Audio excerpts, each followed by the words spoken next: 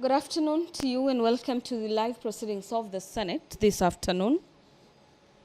Today being the 7th day of May, the year is 2024. A broadcast brought to you by the Kenya Broadcasting Corporation in partnership with the parliamentary broadcasting units. In the highlights of the business for consideration by senators this morning is a motion by the chairperson on delegated legislation on the extension of time for the consideration of refugees general regulations for the year 2024. Aware that the Committee on Matters Delegated Legislation is established under Standing Orders 195 of the Senate Standing Orders, and the committee is mandated to scrutinize statutory instruments laid before the Senate, noting that the Refugees General Regulations 2024 seeks to give effect to the Refugees Act Cap 173 of the laws of Kenya, and that the regulations touch on the core functions of the county governments as set out in Part 2 of the 4th Schedule of the Constitution, including health, control of pollution, county planning and county development, public works and services, as well as governance at the local level, and noting that in considering the regulations due to the gravity of the impact of the regulations, the Committee on Delegated Legislation met with officials from the Ministry of Interior and National Administration on the 2nd of May this year, and directed the Cabinet Secretary as well as the Principal Secretary, Minister of Interior and National Administration, to provide evidence for the conduct of public participation on the regulations, and to table the regulatory impact statement pursuant to Part 3 of the Statutory Instruments Act of 2013, Cap 2A of the laws of Kenya. Now, therefore, pursuant to Section 15, Subsection 3 of the Statutory Instruments Act of 2013, the Senate resolves to extend the timeline for the consideration of the Refugees General Regulations 2024 by a further 21 days in order to enable the Committee on Delegated Legislation to conclude on the consideration of the regulations. After consideration of the motion by the Committee on Delegated Legislation, which is seeking an extension to consider the refugees regulations of the year 2024, the senators this afternoon will resume debate on a bill sponsored by Senator Beatrice Ogola on the maternal newborn child health bill. This is Senate Bills number 17 of the year 2023. Equally, this afternoon, we expect senators to hold debate on the Heritage and Museums Bill, Senate Bills number 8 of the year 2023. This bill is by the Chairperson Standing Committee on Matters Labor and Social Welfare. Lined up for debate this afternoon is the Agriculture and Food Authority Amendment Bill, Bill number 13 of the year 2023, and we expect debate in regards to various amendments proposed by Senator James Murango on the Agriculture and Food Authority Amendment Bill number 13 of the year 2023. The County Hall of Fame Bill, Senate Bills number 18 of the year 2023 by Senator Miraj Abdullahi, is another bill that is lined up for debate this afternoon, and so is the County Assembly Services Amendment Bill, Senate Bills number 34 of the year 2023. The status of pending bills in counties is a motion that senators are set to resume debate on this afternoon. The motion is by the Senator for Narok County, Senator Ledama Olekina. The House will also consider the declaration of cattle rustling and banditry as a national disaster and establishment of a special fund for victims. And this is a motion by Senator for Baringo County, Senator William Chiptumo. If you're just joining us, the business of the Senate is just about to commence. Senator Veronica Maina, a member of the Speaker's panel, is presiding over the business of the Senate this afternoon. Allow me to hand you over for this live broadcast brought to you by KBC in partnership with PBU. My name is Gladys Mungai. Enjoy your viewing. Let's pray. Ewe Mwenyezi Mungu, twakusihi ututazame kwa neema nyingi na baraka sisi watumishi wako ambao umeridhika kutuita kwa nyadhifa za uongozi katika jamhuri hii yetu. Twakuomba utujalie tuyatende na tufikirie mambo yote yatakayotufikishia mbele yetu kwa njia ya haki na uaminifu, ili kustawisha amani, ufanisi na heri ya nchi hii yetu, na wale ambao haja zao umezikabidhi mikononi mwetu. Amen.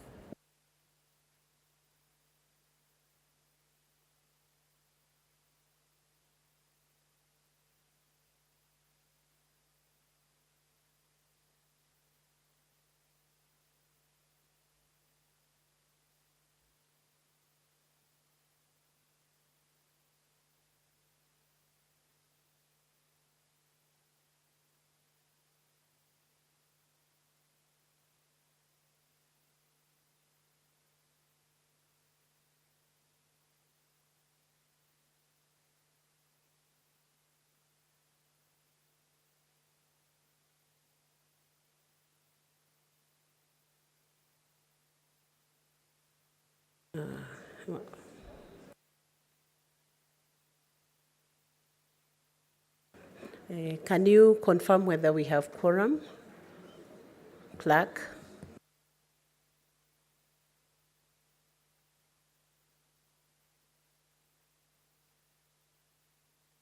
We are not yet quorate, so I'll request the bell to be rung. Sergeant at Arms, can you ring the bell for 10 minutes?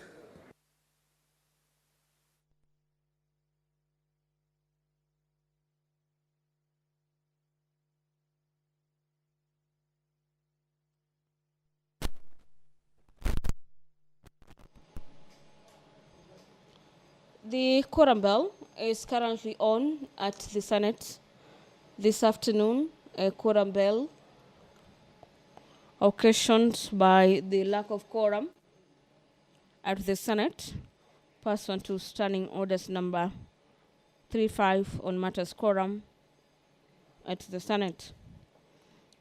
And as we await for senators within the presence of Parliament to make their way into the chamber this afternoon, allow me to take you through the order paper this afternoon on some of the business for consideration by senators this afternoon.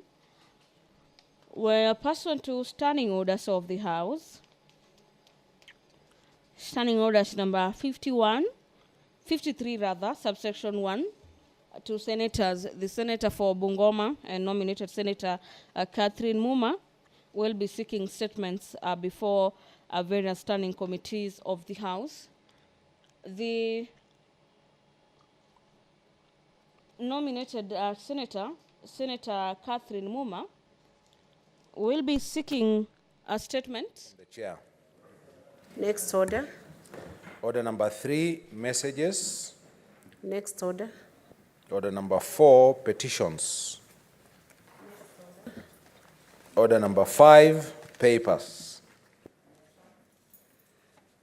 Majority Leader, or is it the Majority Whip, Senator Boni Halwale? Can you lay the papers?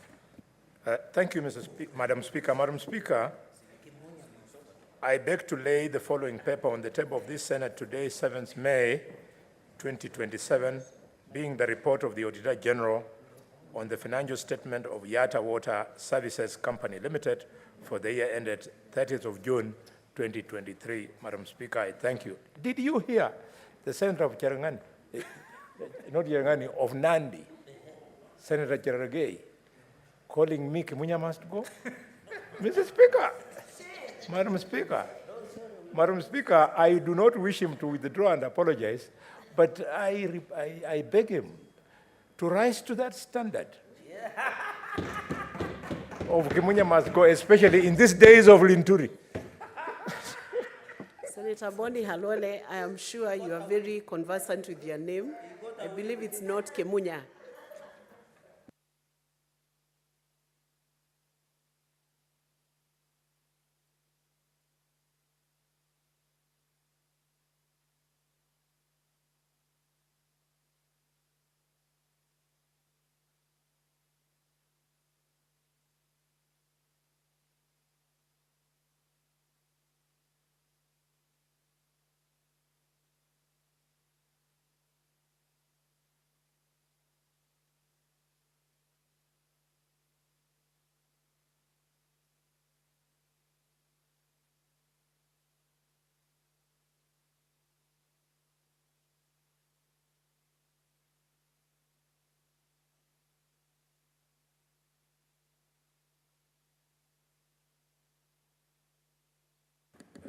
Next order, clerk.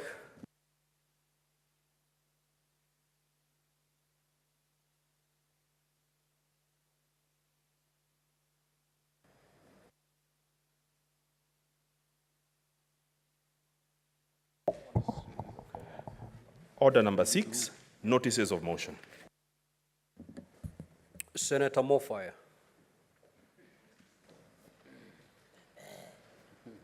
Thank you, Honorable Speaker. I wish to give notice of motion, extension of time. Aware that the Committee on Delegated Legislation established under Standing Order 195 of the Senate Standing Orders and is mandated to scrutinize statutory instruments laid before the Senate. Recording that pursuant to Standing Order 195-2 and 3 of the Senate Standing Order on 1st of February 2004, the Refugees General Regulations 2024 were arraigned in the Senate and thereafter stood committed to the Committee on Delegated Legislation for its consideration. Noting that the Refugees General Regulations 2024 seek to give effect to the Refugees Act Cap 173 of the laws of Kenya, and that the regulations touch on core functions of the county government as set out at Part 2 of the 4th schedule to the Constitution, including health, control pollution, county planning and development, public works and service, as well as government at the local level. Noting that the considered regulations due to the gravity of the impact of the regulations, the Committee on Delegated Legislation met with officials from the Ministry of Interior and National Administration on Tuesday, 2nd May 2024, and directed the Cabinet Secretary and the Principal Secretary, Minister of Interior and National Administration, to provide evidence of the conduct of public participation on the regulations and to table a regulatory impact statement pursuant to Part 3 of the Statutory Instrument Act 2013, Cap 2A of the laws of Kenya. Appreciating that under Section 15 of the Statutory Instruments Act 2013, the Committee on Delegated Legislation is required within 28 days, sitting days, after the date of referral of a statutory instrument to the committee or such a period as the House may, by resolution, approve, to either accede to the regulations or where it does not accede to the regulations, to recommend to the Senate that the Senate resolves that the statutory instrument be annulled. Noting that the 28 days timeline provided to the committee under Section 15 of the Statutory Instruments Act 2013 is due to lapse on Tuesday, 7th May 2024, and noting that the Committee on Delegated Legislation requires further time to exhaustively consider the regulations, particularly with regard to the conduct of public participation by the Minister of Interior and the Minister of Interior and National Administration and the provision of a regulatory impact statement pursuant. Now, therefore, pursuant to Section 15.3 of the Statutory Instruments Act 2013, the Senate resolved to extend timeline for the consideration of the Refugees General Regulations 2024 by a further 21 days in order to enable the Committee on Delegated Legislation to exhaustively consider the regulations. I lay. Senator Mwenda Gataya Mofaya, Chairperson, Committee on Delegated Legislation, today, 7th of May 2024.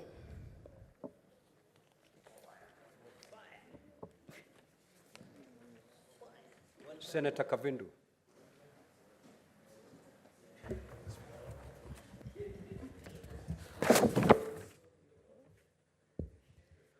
Thank you, Mr. Speaker. Notice of motion, adoption of progressive report of the Haddock Committee on compensation of the Kenyan victims of 1998 bombing of the United States of America Embassy in Nairobi.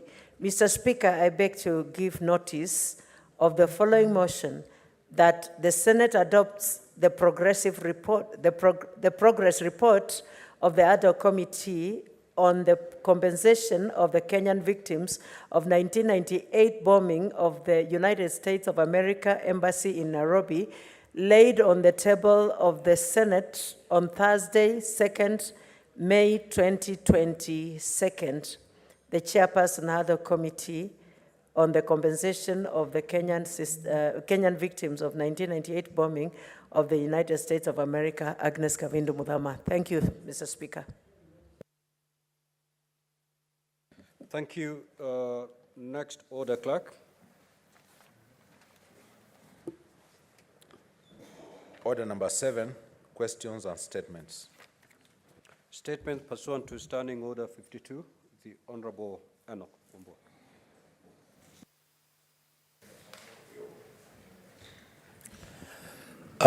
I thank you, Mr. Speaker. Mr. Speaker, I rise pursuant to Standing Order 52.1 to make a statement on a matter of national and general topic of concern, namely the terror attack on Monday, 29th of April 2024 in Mandera County, which has caused distress to numerous families and victims. The Speaker, sir, on Monday, 29th April 2024, at approximately 20 minutes past 7 o'clock, the world was treated to the sad news of yet another terror attack in Mandera County.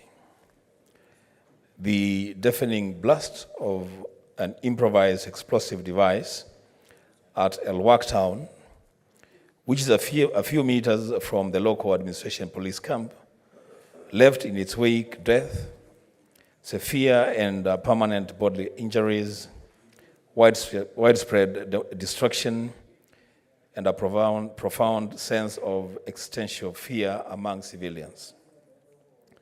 The attack, Mr. Speaker, is alleged to have been targeted at teachers and health workers, a majority of whom are non-locals.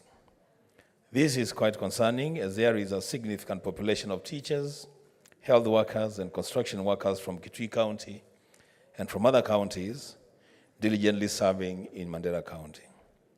Mr. Speaker, sir, as fate would have it, 11 casualties of the terror attack were from Kitui County. 7 of the casualties had lost their lives as of yesterday. They are Mrs. Alex Mutati, Sami Peter, John Baku, Kilonda Mutemi, Robert Munyidhia Katui, Munyoki Musalu, Joseph Molelu Mutuko, and Munyao Moloi. Mrs. Mutati, Peter, Musalu, and Mutuko came from No Ward in Mwingi Central Constituency and had resided in El Wak for 3 years and 3 months respectively.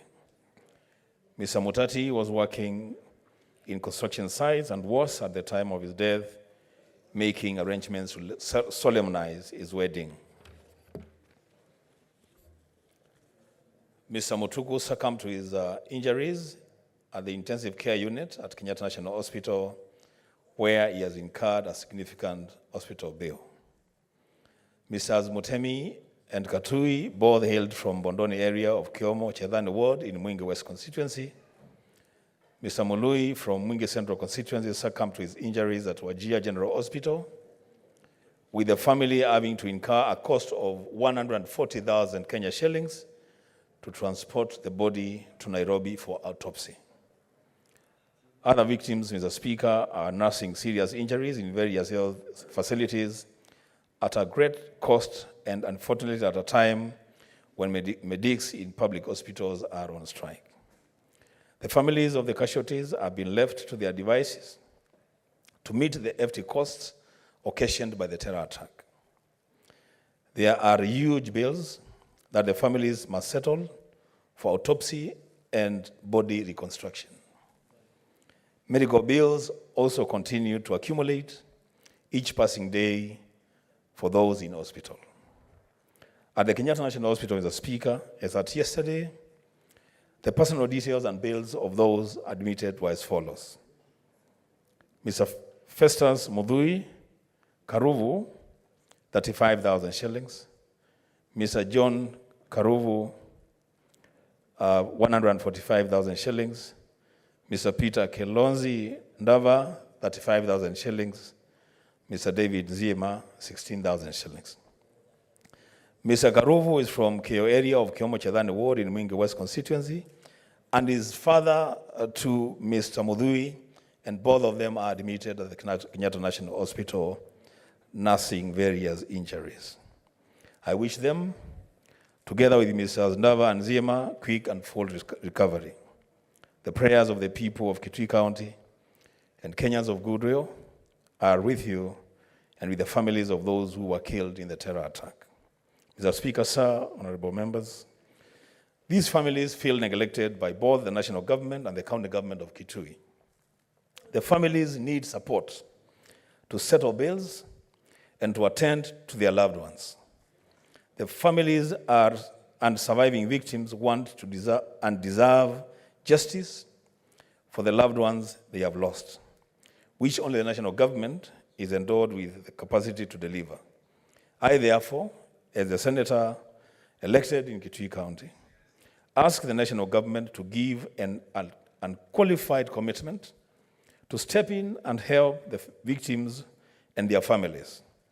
I am asking the government to foot all pending hospital and mortuary bills for the victims, to take care of the burial expenses of those killed in the terror attack, and to fast-track investigations into the attack to facilitate closure on the part of surviving victims and families. Mr. Speaker, sir, these cowardly acts of terror by invisible enemies are meant to inflict grief and terrorize innocent people to live in fear.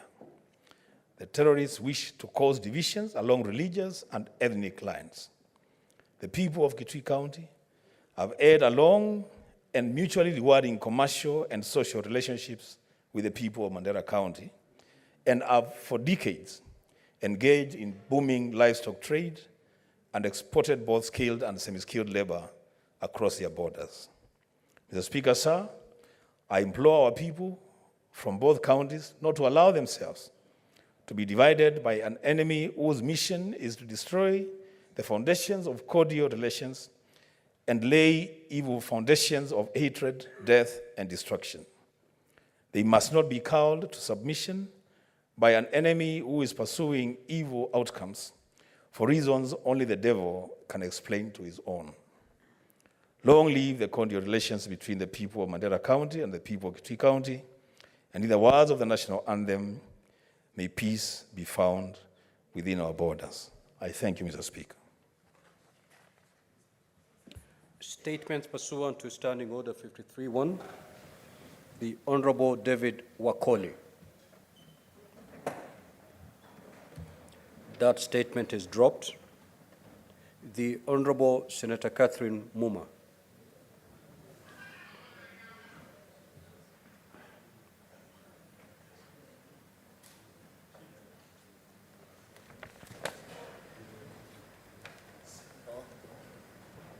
Thank you, Mr. Speaker. I'm reading this on behalf of Senator Catherine Muma, who is out of the country. Statement on flood disaster response in Nairobi City County. Mr. Speaker, sir, I rise pursuant to Standing Order 53-1 to seek a statement from the Standing Committee on National Security, Defense and Foreign Relations regarding the disaster responses undertaken by the Ministry of Interior and National Administration and the Nairobi City County Government to mitigate the effect of floods in Nairobi. In the statement, the committee should, 1, clarify the existence of an intergovernmental agreement between the Ministry of Interior and National Administration and the Nairobi City County Government for coordinating flood responses, specifying tasks assigned to each level of government. 2, provide up-to-date data on deaths, injuries, displaced households, especially in informal settlements like Madare, Kibra, Kawangware, Mukuru, and closed schools and affected students. 3, detailed financial and non-pecuniary support allocated by the national and county governments for affected households, schools, and communities, stating the various roles of various ministries, departments, and agencies involved in the response, e.g. the Kenya Red Cross Society, NDOC, National Disaster Management Unit. 4, clarify whether housing and urban planning departments have integrated climate smart strategies into urban development plans to enhance resilience against disasters like floods, and mention the role and involvement of non-state actors, development partners, and public benefit organizations in building resilience mechanisms against disasters such as floods. And finally, coordinate an intergovernmental disaster management conference involving national government executives, the Council of Governors, Parliament, and other stakeholders to review national disaster response strategies and identify areas for legal, policy, regulatory, and institutional improvements. Senator Catherine Muma, MP. Senator Chute.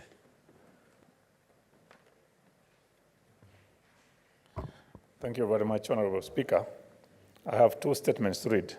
One is a request for a statement on the distribution and use of harmful pesticide and herbicides in Kenya. Mr. Speaker, sir, I rise pursuant to Standing Order 53-1 to seek a statement from the Standing Committee on Agriculture, Livestock and Fisheries regarding the distribution and use of harmful pesticides and herbicides in Kenya. In the statement, the committee should, 1, report on the extent of use of pesticides and herbicides manufactured by Syngenta, Bayer AG, and Monsanto, which have been banned in other jurisdictions, including the United States of America and Europe, for causing widespread aggressive form of cancer. Number 2, confirm whether the farms have been selling 85% of pesticide and herbicides classified as highly hazardous by the Pesticide Action Network, PAN, to farmers in Kenya. Establish whether the pesticides and herbicides sold by the farm are banned by the European Union and state the reasons for the ban. Number 3, investigate and clarify whether the 3 farms willingly and knowingly presented pesticides and herbicides with high levels of acute or chronic hazards to human health and the environment, and whether the pesticide used in locust control were approved by PAN. These are Pesticide Action Network.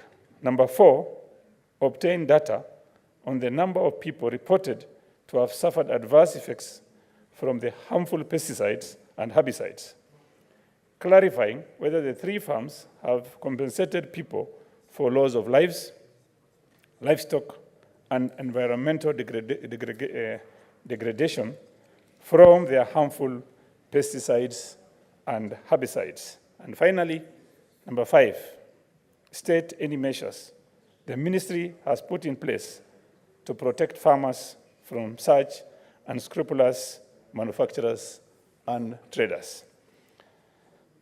Honorable Speaker, my statement, the second statement reads, is on the unregulated sale of harmful hair relaxers and bleaching substances by L'Oreal International Cosmetics and Beauty Company. Mr. Speaker, sir, I rise pursuant to Standing Order 53-1 to seek a statement from the Standing Committee on Health concerning the unregulated sale of harmful hair relaxers and bleaching substances by L'Oreal International Cosmetics and Beauty Company. In the statement, the committee should, 1, investigate whether the ingredients used by L'Oreal International Cosmetics and Beauty Company in the manufacturing and preservation of hair relaxers and bleaching substances contain carcinogenic properties, carcinogenic properties such as formaldehyde. Number 2, establish health risks associated with the usage of these products. Number 3, clarify whether the company exercises consumer protection and risk assessment by labeling the chemical used in other products, and if they perform risk assessment to minimize the risk of human contact allergic reactions.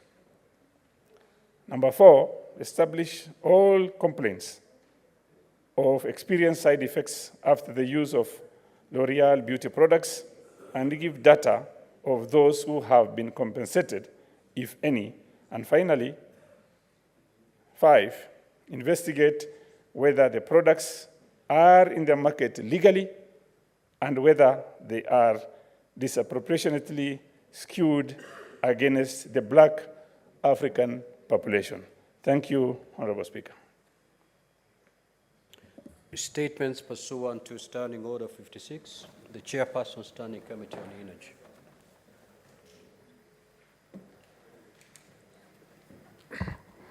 Thank you very much, Mr. Speaker. The statement highlights Understanding Order 56.1a to make a statement relating to matter to which the committee is responsible.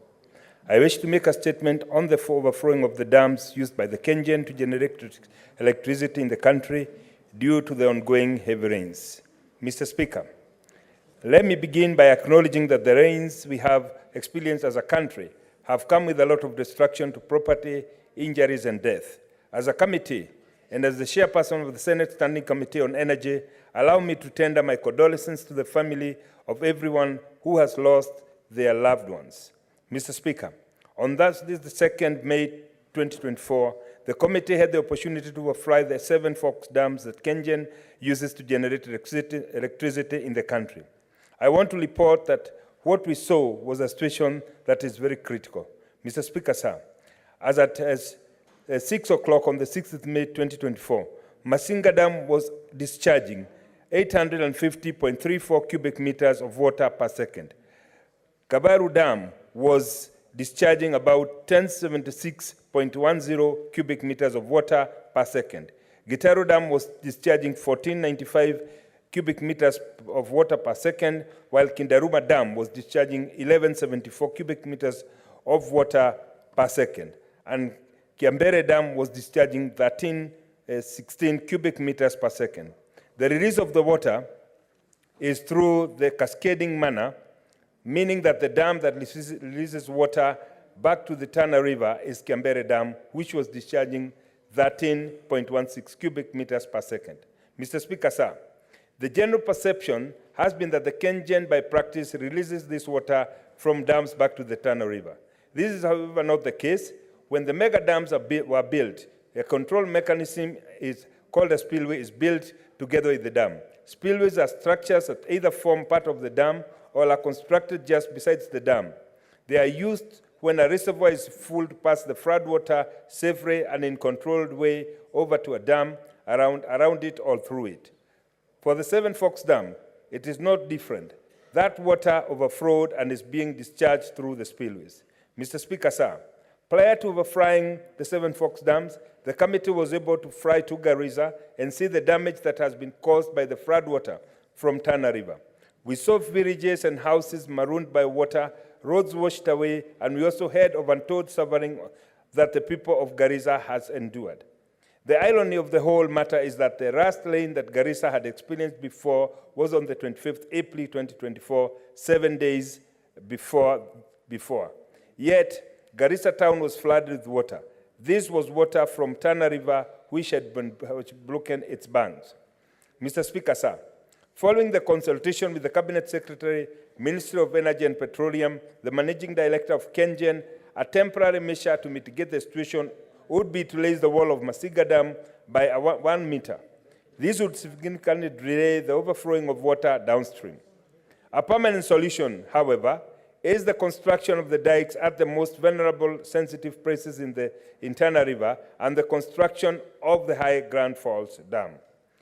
Dikes are flood mitigation structures created in river that prevent water from flowing beyond a certain height. These flood control structures are used to protect coastlines, riverbanks, agricultural fields, homes, urban areas, and other properties. Countries like Somalia, with the help of the UNDP, constructed 2 dikes in the Bulai stream, which transformed Haji village in the hinterland of Gendo region. The Netherlands have also used dikes to control floods. Between 33 and 60% of Netherlands is located below sea level, and Netherlands depends on the dikes and leaves for flood protection. The other permanent solution is the building of the High Grand Falls Dam. High Grand Falls Multipurpose Reservoir is one of the flagship projects in Kenya Vision 2030. The proposed dam site is in Tana River, the largest river in Kenya, and will be located on the left side of the river with the potential to store sufficient runoff, about 5 billion cubic meters during the rainy season of the flood. River flow regulation and supply for irrigation, domestic and industrial purposes. The government in September 2023 signed a public-private partnership agreement with the UK firm for the construction of the High Grand Falls.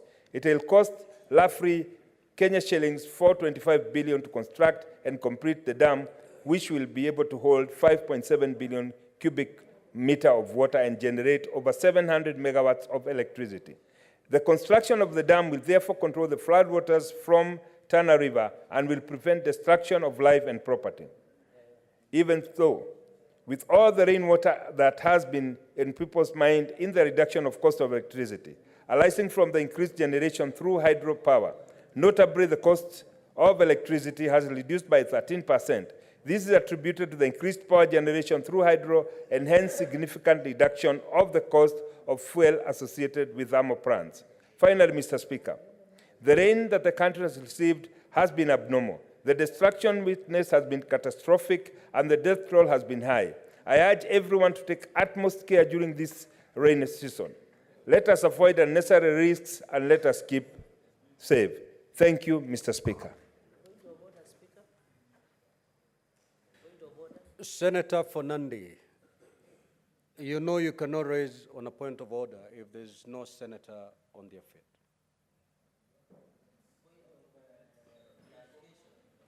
Proceed.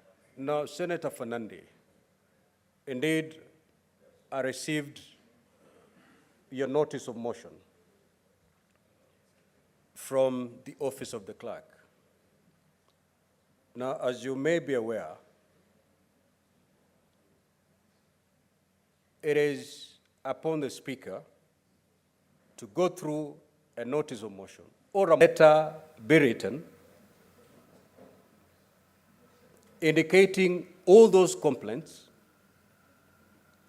and those issues shall be put before the Parliamentary Commission for discussion and reaction. In the event that the Parliamentary Service Commission is unable to adequately and to the satisfaction of honorable senators to address those issues, then at that particular time, I will allow any motion for this House to express its dissatisfaction in the manner that the services are offered at Bunge Towers.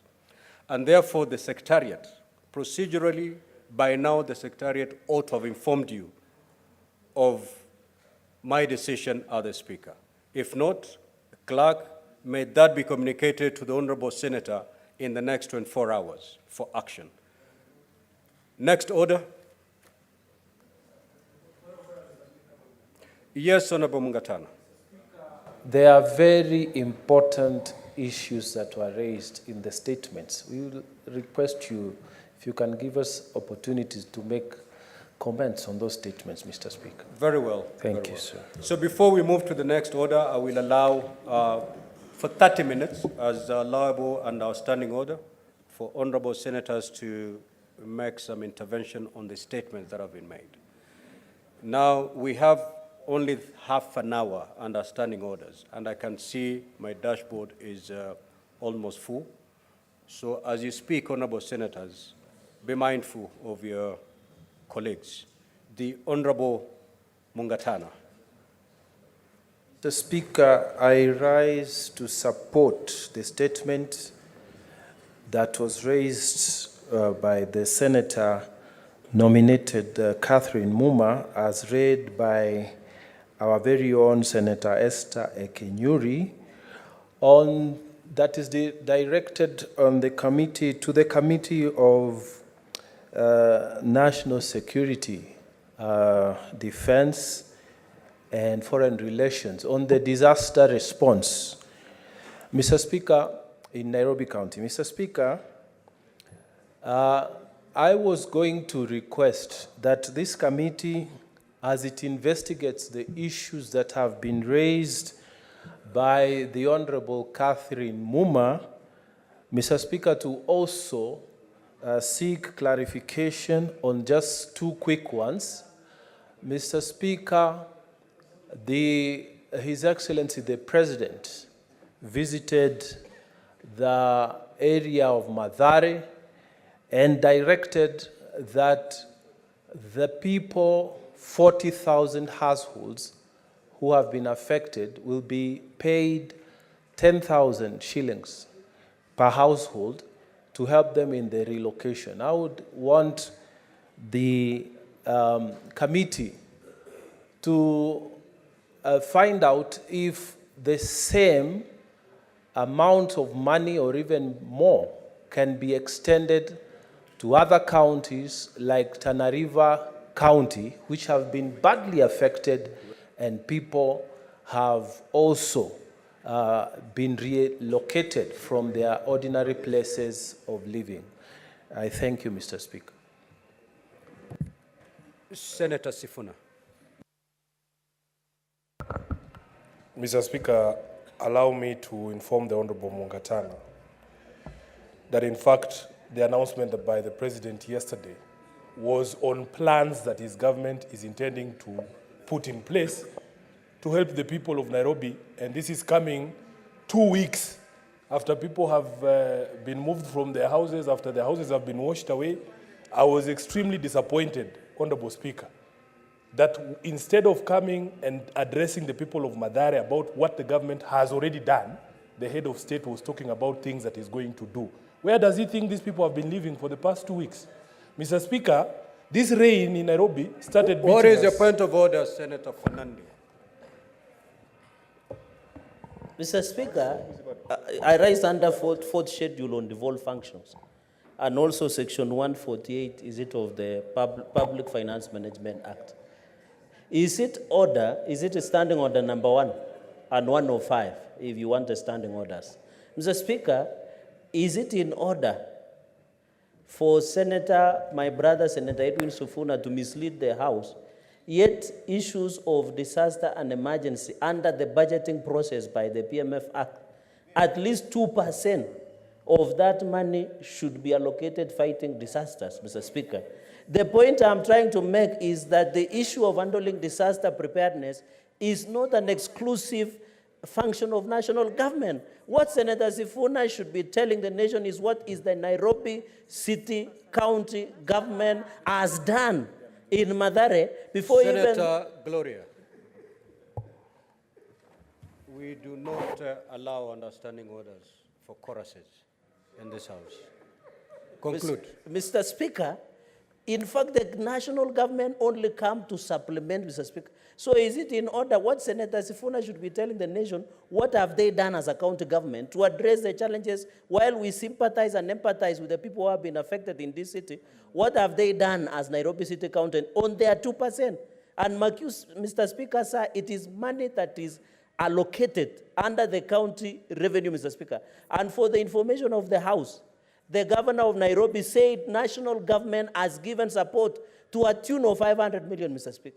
So you cannot allow Senator Sifuna to get away with misinformation and misleading the country, Mr. Speaker. He should be ruled out of order.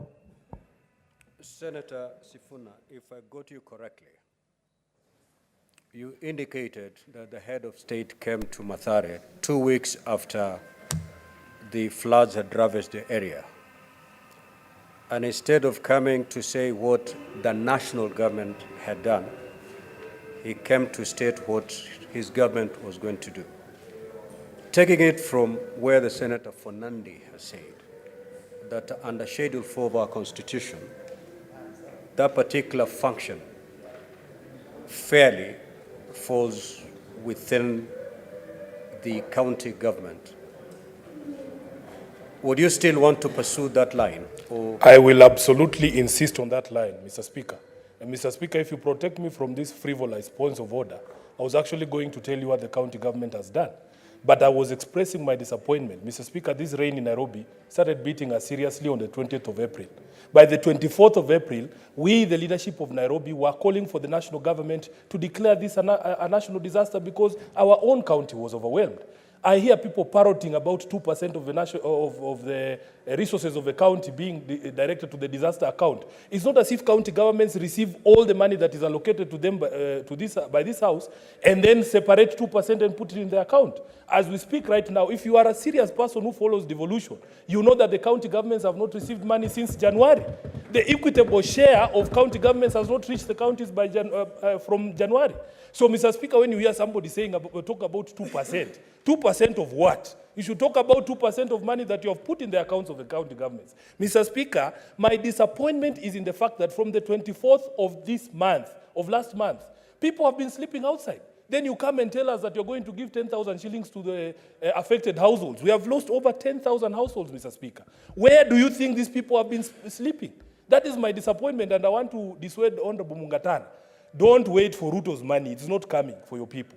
Mr. Speaker, as I speak right now as a senator of Nairobi, I can confirm that no money has reached the people of Nairobi from the national government. So don't tell us about 2%.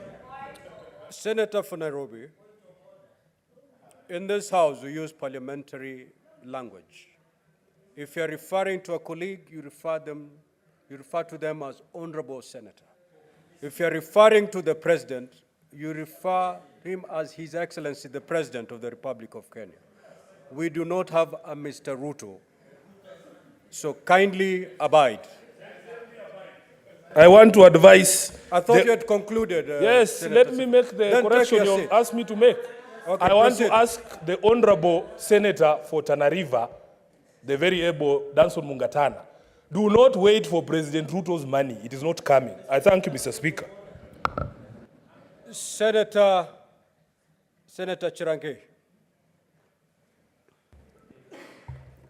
Mr. Speaker, I want to make a comment on Senator Muma. Mr. Speaker, I want to thank the national government for supplementing what the default function is. I know you being a former governor, you know disaster management, disaster response, fire is, and you are a distinguished lawyer in this republic, Mr. Speaker. Mr. Speaker, I want to call upon county governments. I have seen even your county, some floods have started happening.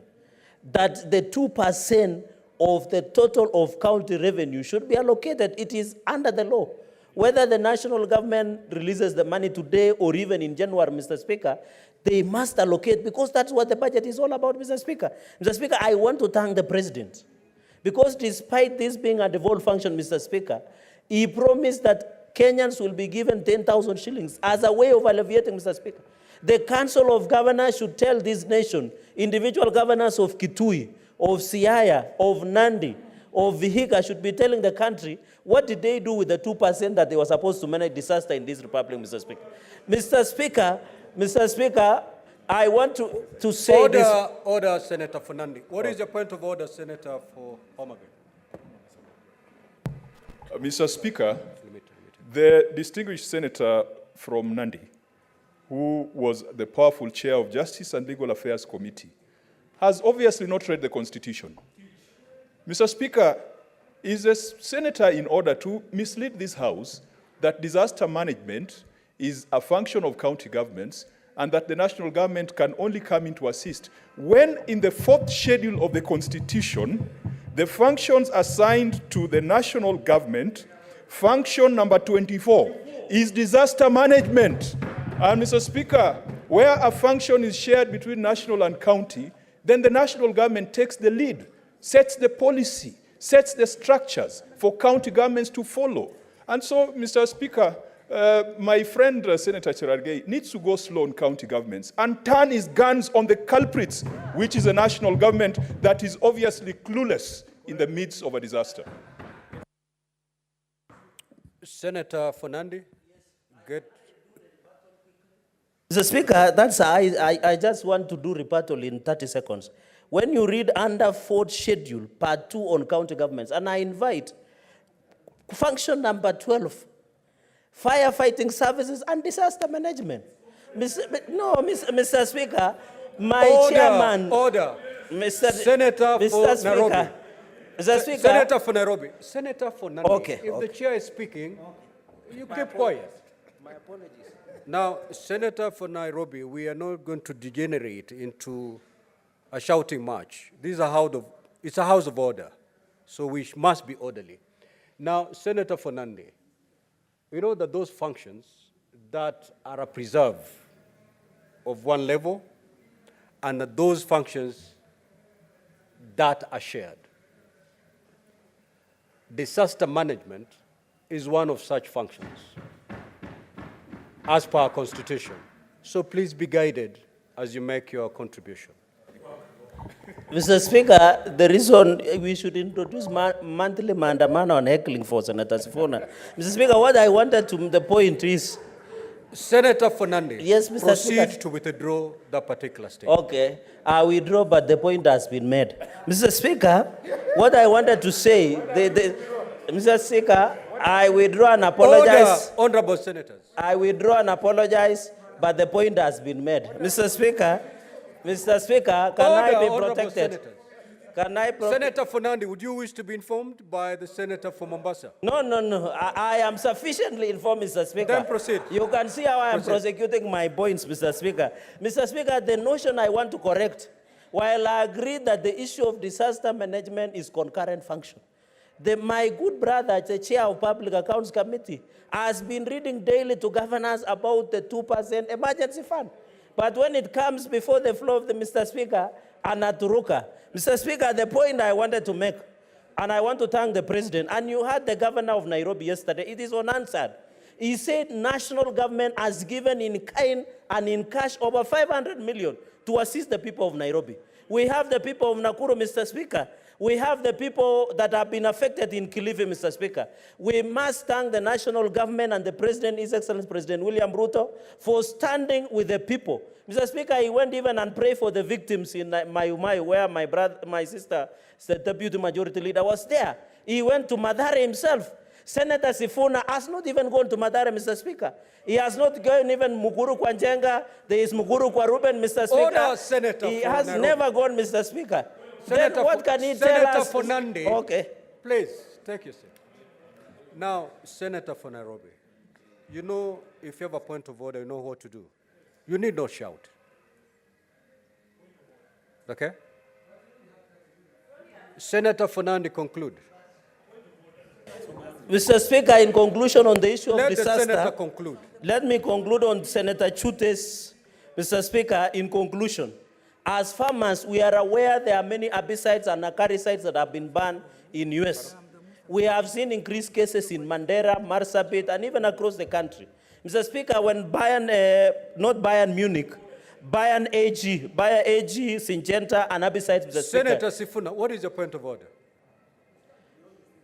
Mr. Speaker, on understanding Order 105 on statements, responsibility for statements of fact, is the Senator of Nandi sure about the things he's telling this House, that I have not visited any of the places that have been affected by this flood damage? I know for a fact I have been there myself. So when he starts here, can he substantiate that Sifuna has not been to these places, Mr. Speaker? Senator Fernandi, if you're not sure about any facts, don't put them on the floor of the House. And on the particular matter touching on the Honorable Senator for Nairobi, you alleging that he's not visited any of these sites. If you cannot substantiate that particular matter, proceed. Mr. Speaker, I mentioned 3 places. I didn't say he has not visited. my answer can bear me. I have said I'm not sure if the senator of Nairobi has visited Mathare the way the president has visited. Senator Mr. for Speaker, in Nairobi, conclusion, Senator for Nairobi, the senator for Nandi is not sure. You may have, you may not have. Yes. Which is quite okay. Proceed and conclude, Senator. I did learn proper English, Mr. Speaker, sir. Proceed. Mr. Speaker, sir, in conclusion, the issue of cancer. I am co-sponsoring a bill with Mheshimiwa Rahim Daud on Cancer Prevention Amendment Act, and I'm happy you have approved, Mr. Speaker. We must work. In my farmers, we are using CN. We don't know the fake fertilizer, Mr. Speaker, if us have some cancer-causing agents. Maybe our only doctor in the house, Dr. Kalwale, will tell us, Mr. Speaker. So the point I'm trying to make, let the Committee of Health conclude this issue, and I want to call upon senators who have not visited their victims of floods to visit and take pictures so that we can have record of their donations like Senator Professor Tom Ojienda. I thank you, Mr. Speaker. Senator Tom Ojienda. Thank you, Mr. Speaker, sir. Mr. Speaker, Senator Ojienda, just a minute. What is your point of clarification, Senator Boni? Sorry, Mr. Speaker, to interrupt the proceedings. As you are hearing, we are unable to concentrate on debate. There's a lot of picketing out there, Mr. Speaker. And, Mr. Speaker, it has been happening every day we sit, and I've come to learn that those are doctors wanting to present a memorandum. Mr. Speaker, sir, could you please order the clerk or your deputy speaker or the leader of the majority to go and receive the memorandum so that they can go away? We continue with our business, Mr. Speaker. No, a whip whips members in the House. Senator Boni,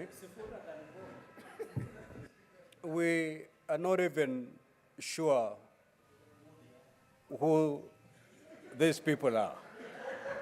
You proceeded to assume that they're doctors.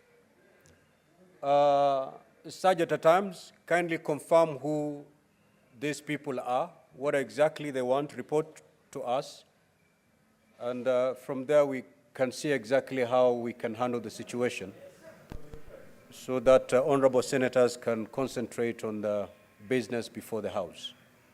Senator Professor Tom Ojienda. Thank you, Mr. Speaker, for giving me an opportunity to contribute to this, to make a statement, to contribute to the statement on flood disaster response in Nairobi County. Mr. Speaker, sir.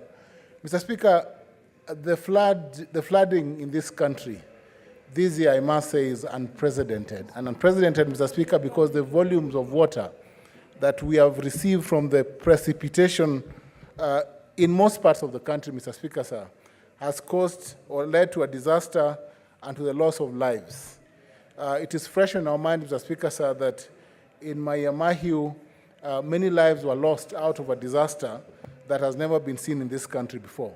Mr. Speaker, in my own county of Kisumu, we have not only lost crop, livestock, but also lives because of, Mr. Speaker, for the first time, Mr. Speaker, since 1964, the volume of water in Lake Victoria has moved from less than 2.4 million to now 2.6 million cubic liters per minute or per second in the lake, leading to a backflow that has affected Kabonyo, Kanagwal, Nyakach, and other sub-counties in Kisumu County. Mr. Speaker, sir, the response of the government, Mr. Speaker, sir, must be commended because the government, Mr. Speaker, sir, has ensured that relief is supplied to the sub-counties. Our DCCs, Mr. Speaker, sir, and our county commissioners are out there bringing help to our people, Mr. Speaker, sir.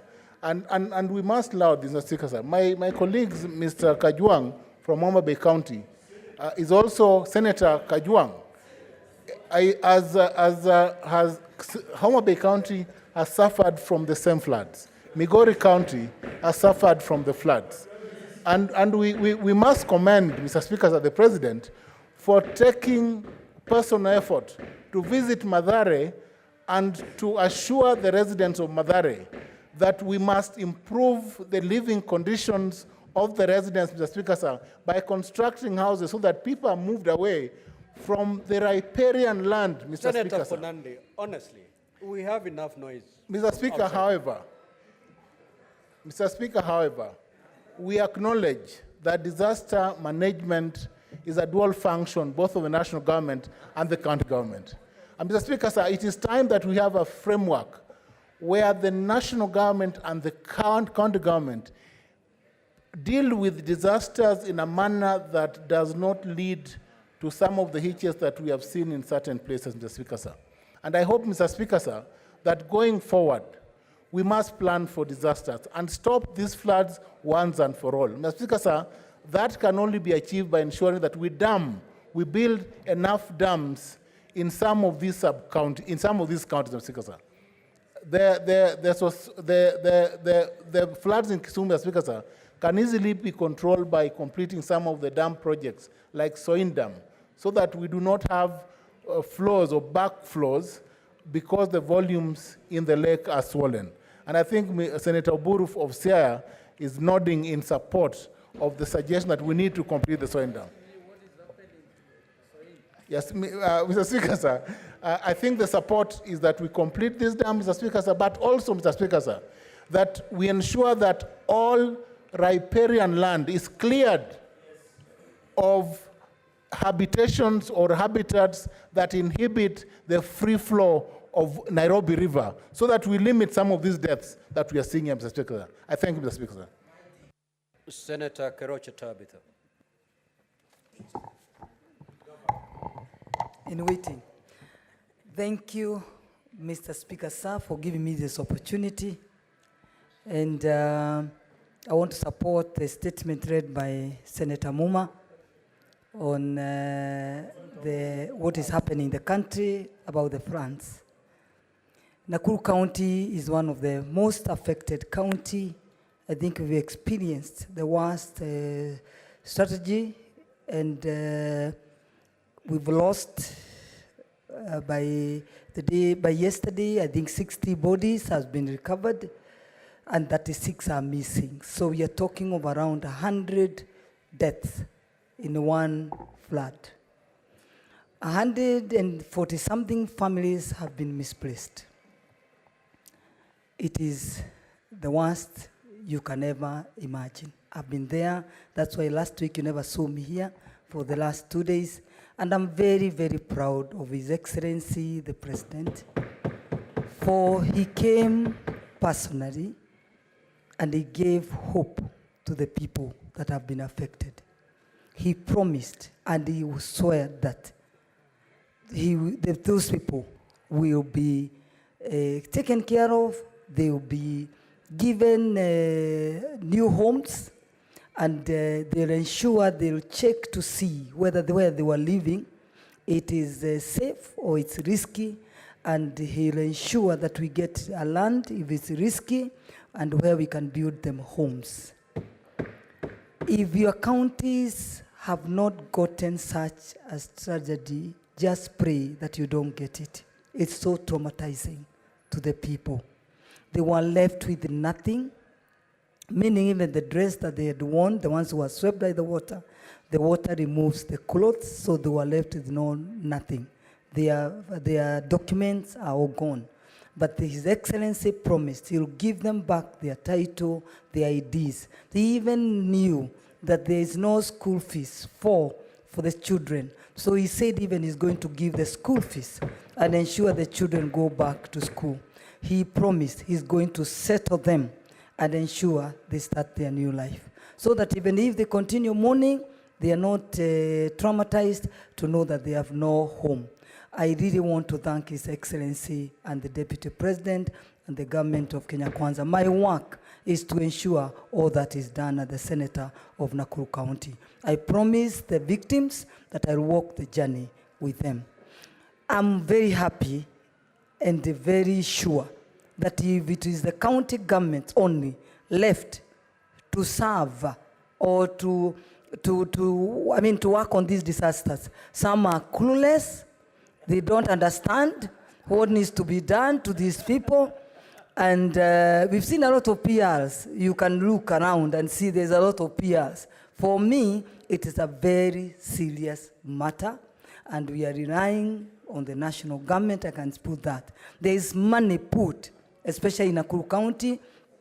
It was 605, because 300 was in the financial year, the budget set in the financial year 2020 and 2022-2023, and in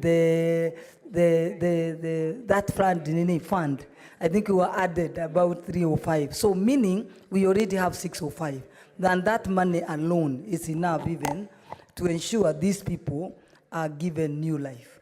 But we'll continue working and ensuring that what they were promised by the president, they will get, and walk with them the journey.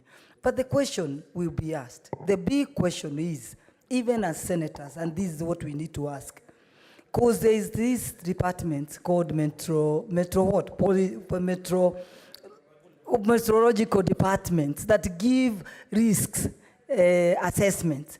The people who are given those risk assessments, who are they?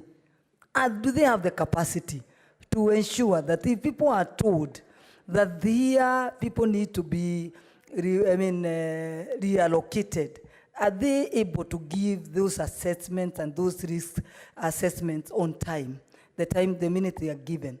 If you look at the Maimahiu strategy, it is, if you walk around and you talk to the people, it is something that could have been prevented.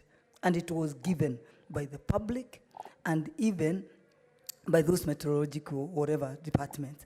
So we just need, first of all, to check the root of all this, where it's coming. If you look at the dams, I've learned, I'm sure now as senators you are learning how these dams are managed. There is a department that is supposed to check those dams when they are overflowing, when they are filling. And there's some to holes or to gates that are supposed to be opened on time so that this water can go on a stream that will not become dangerous to the people. But how do we wait for a dam to overflow and there are people that are assigned or mandated to ensure that those things are not dangerous to the people?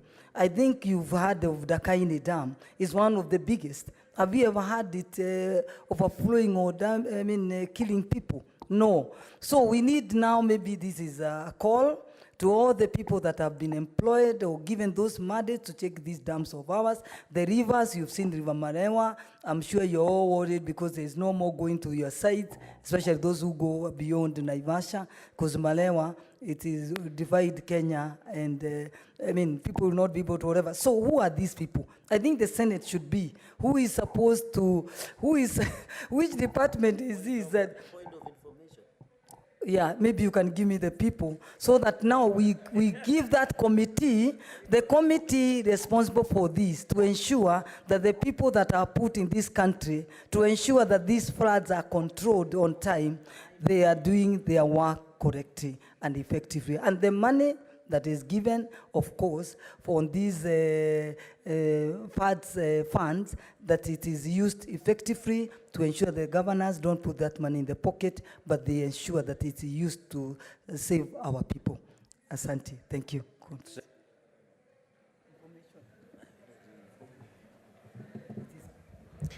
Thank you, Mr. Speaker, for giving me this opportunity to comment on the statement from Senator Muma, which was read by a nominated senator from Kisii. Mr. Speaker, these rains have really done a lot of damages, not only to Nairobi, but I think now it's in all counties. And let me speak particularly about Machakos County, and that is why, Mr. Speaker, I've raised so that the money that has been allocated to Mathare people be extended to the other counties, and especially Machakos County.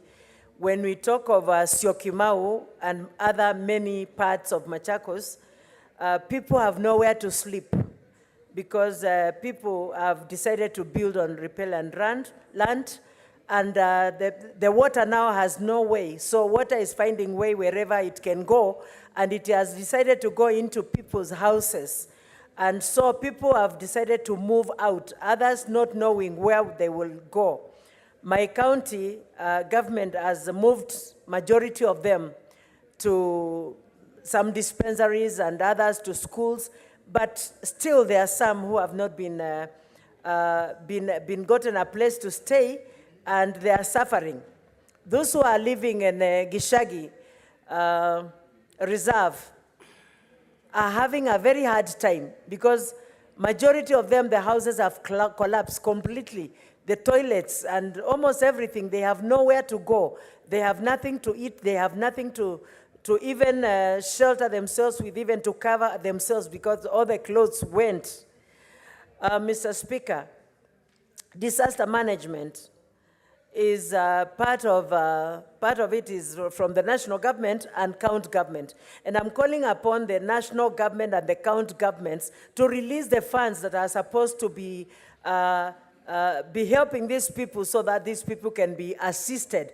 And I'm also calling upon the chiefs and the DCCs in the counties to make sure that the people affected are the people who are going to benefit from whatever funds, and not just people who are not affected. Mr. Speaker, sir, as I speak now, Masinga Dam is almost overflowing. And if Masinga Dam overflows, I don't know what damage it will do, because it will go as far as even Kitui. It will spread to many, many other places. And that water is so much that no one will be able to resist that water. No building can resist that water. It will do a lot of damage. So I'm calling upon the county government and the government itself to see what they can do about Masinga Dam before it overflows. Mr. Speaker, sir, every day I'm being called by people from Syokimau. They have nowhere. Majority of them are not even going to work. If the schools were open, the children cannot go to school because even the parents are not going to work because they have no access. The roads are impassable. The houses are, covered by water. And so the disaster management funds should be released like yesterday. And it should also be made sure that every county has been given its allocation and well taken care of. Thank you, Mr. Speaker. I support this statement. Now, honorable senators, we have expended the 30 minutes allowable under standing orders on the intervention of the statements. We will now move to the next order. Clerk, call the next order, please. Order number 8, motion, extension of time for the consideration of the Refugees General Regulations 2024. The Chairperson Committee on Delegated Legislation.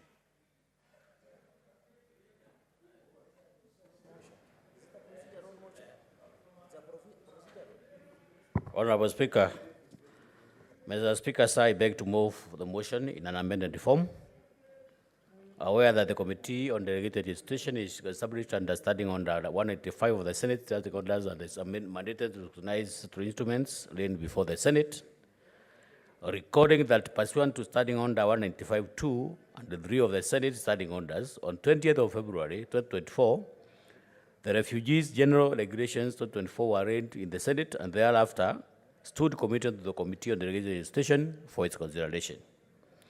Noting that the Refugees General Regulations 2024 seek to give effect to the Refugees Act Cap 173 of the laws of Kenya, and that the regulations touch on core functions of the county government as set out as Part 3 of the 4th schedule to the Constitution, including health, control, pollution, county planning and development, public works and services, as well as governance at the local level. Noting that in considering the regulations, due to gravity of the impact of the regulations, the Committee on Delegated Legislation met with officials from the Ministry of Interior and National Administration on Thursday, 2nd of May 2024, and directed the Cabinet Secretary and Principal Secretary, Minister of Interior and National Administration to provide evidence of the conduct of public participation on the regulations and to table a regulatory impact statement pursuant to Part 3 of the Statutory Instrument Act 2013, Cap 2A of the laws of Kenya. Appreciating that Under Section 15 of the Statutory Instruments Act 2013, the Committee on Delegated Legislation is required within 28 sitting days after the date of referral of a statutory instrument to the committee or such a other period as the House may, by resolution, approve to either assent to the regulations or, where it does not assent to the regulations, to recommend to the Senate that the Senate resolve that the statutory instruments be annulled. Noting that the 28 days timeline provided to the committee under Section 15 of the Statutory Instruments Act 23 is due to lapse on Tuesday, 7th May 2024. Now, therefore, pursuant to Section 115.3 of the Statutory Instruments Act 23, the Senate resolved to extend the timeline for the consideration of the Refugees General Regulation 2024 by a further 21 days in order to enable the Committee on Delegated Legislation to conclude consideration of the regulations. Thank you, Honorable Speaker.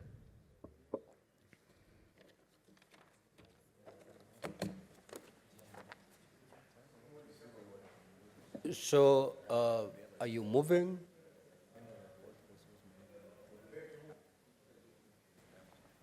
What do you intend to do? There was a slight, I request Honorable Mungatana to second the motion. The move and the request Honorable Mungatana to second the motion. So, Mr. Speaker, I want to thank you for giving me the opportunity to second this motion. Mr. Speaker, this is basically a procedural motion, so I'll not be long, except, Mr. Speaker, to just urge the cabinet secretaries and all other regulation-making bodies that it will be very useful for them to consider coming for consultation pre-publication, as the Ministry of Interior has done in this case for the refugee regulations.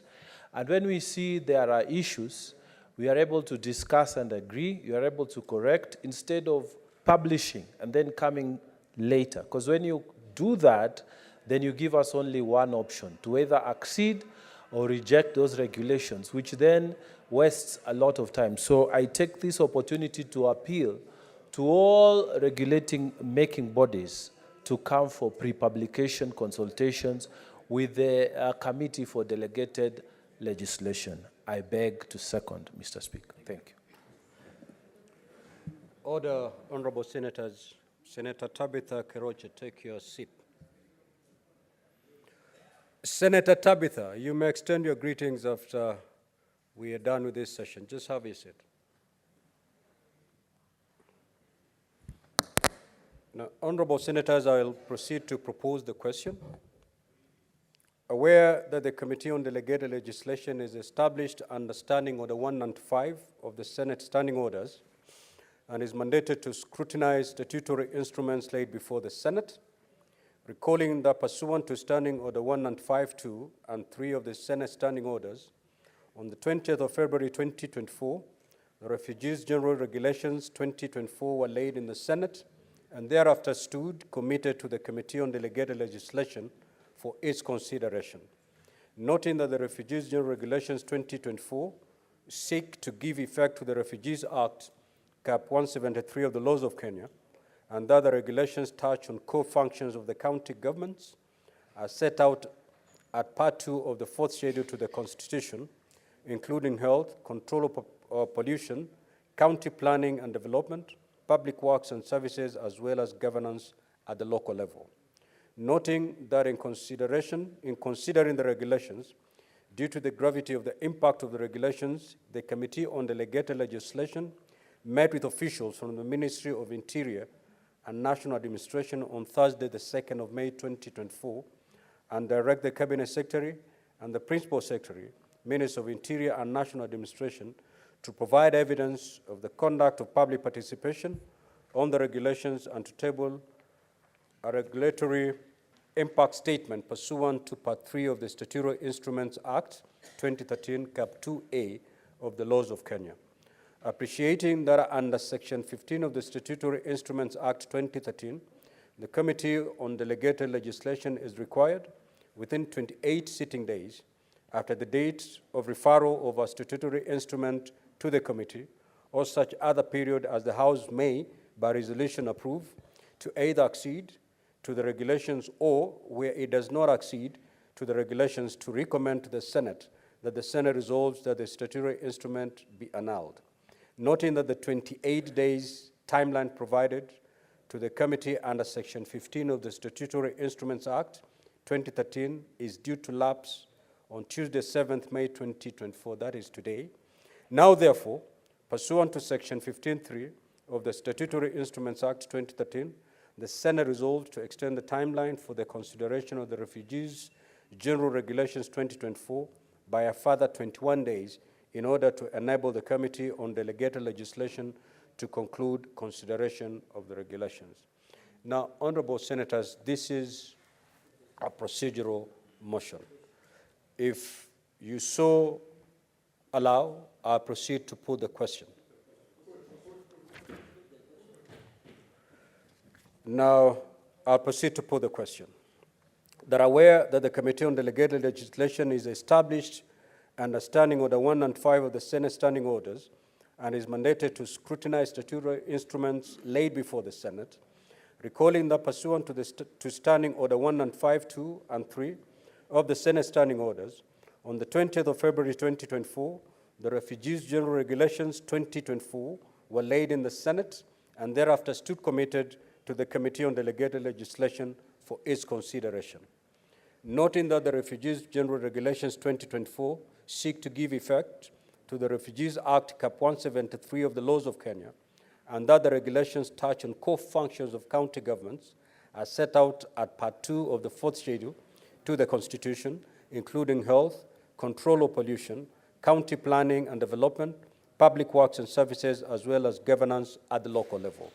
Noting that in considering the regulations, due to the gravity of the impact of these regulations, the Committee on Delegated Legislation met with officials from the Ministry of Interior and National Administration on Thursday, the 2nd of May 2024, and directed the Cabinet Secretary and the Principal Secretary, Minister of Interior and National Administration to provide evidence of the conduct of public participation on the regulations and to table a regulatory impact statement pursuant to Part 3 of the Statutory Instruments Act 2013, Cap 2A of the laws of Kenya. Appreciating that under Section 15 of the Statutory Instruments Act 2013, the Committee on Delegated Legislation is required within 28 sitting days after the date of referral of a statutory instrument to the committee, or such period as the House may by resolution approve, to either accede to the regulations or where it does not accede to the regulations, to recommend to the Senate that the Senate resolves that the statutory instruments be annulled. Noting that the 28 days timeline provided to the committee under Section 15 of the Statutory Instruments Act 2013 is due to lapse on Tuesday, 7th May 2024. Now, therefore, pursuant to Section 15.3 of the Statutory Instruments Act 2013, the Senate resolves to extend the timeline for the consideration of the Refugees General Regulations 2024 by a further 21 days in order to enable the Committee on Delegated Legislation to conclude consideration of the regulations. Will as many as are of that opinion say aye? Aye. Will as many as of the contrary opinion say nay? The ayes have it. Honorable Kenya, you cannot vote twice. Next order. Order number 9, the Maternal, Newborn and Child Health Bill, Senate Bills number 17 of 2023, second reading, resumption of debate.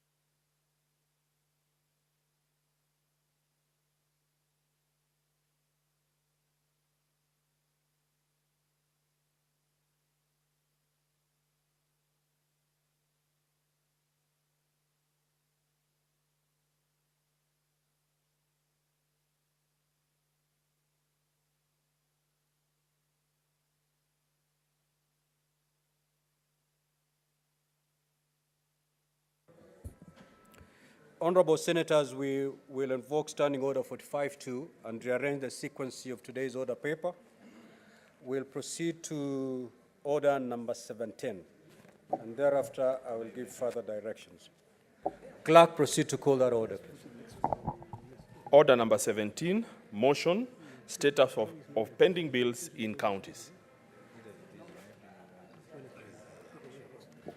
Mr. Speaker, pursuant to Standing Order number 97-3, I beg to surrender 7 minutes to Senator Kajwang and Senator Faki to be able to make certain amendments to the motion. Thanks.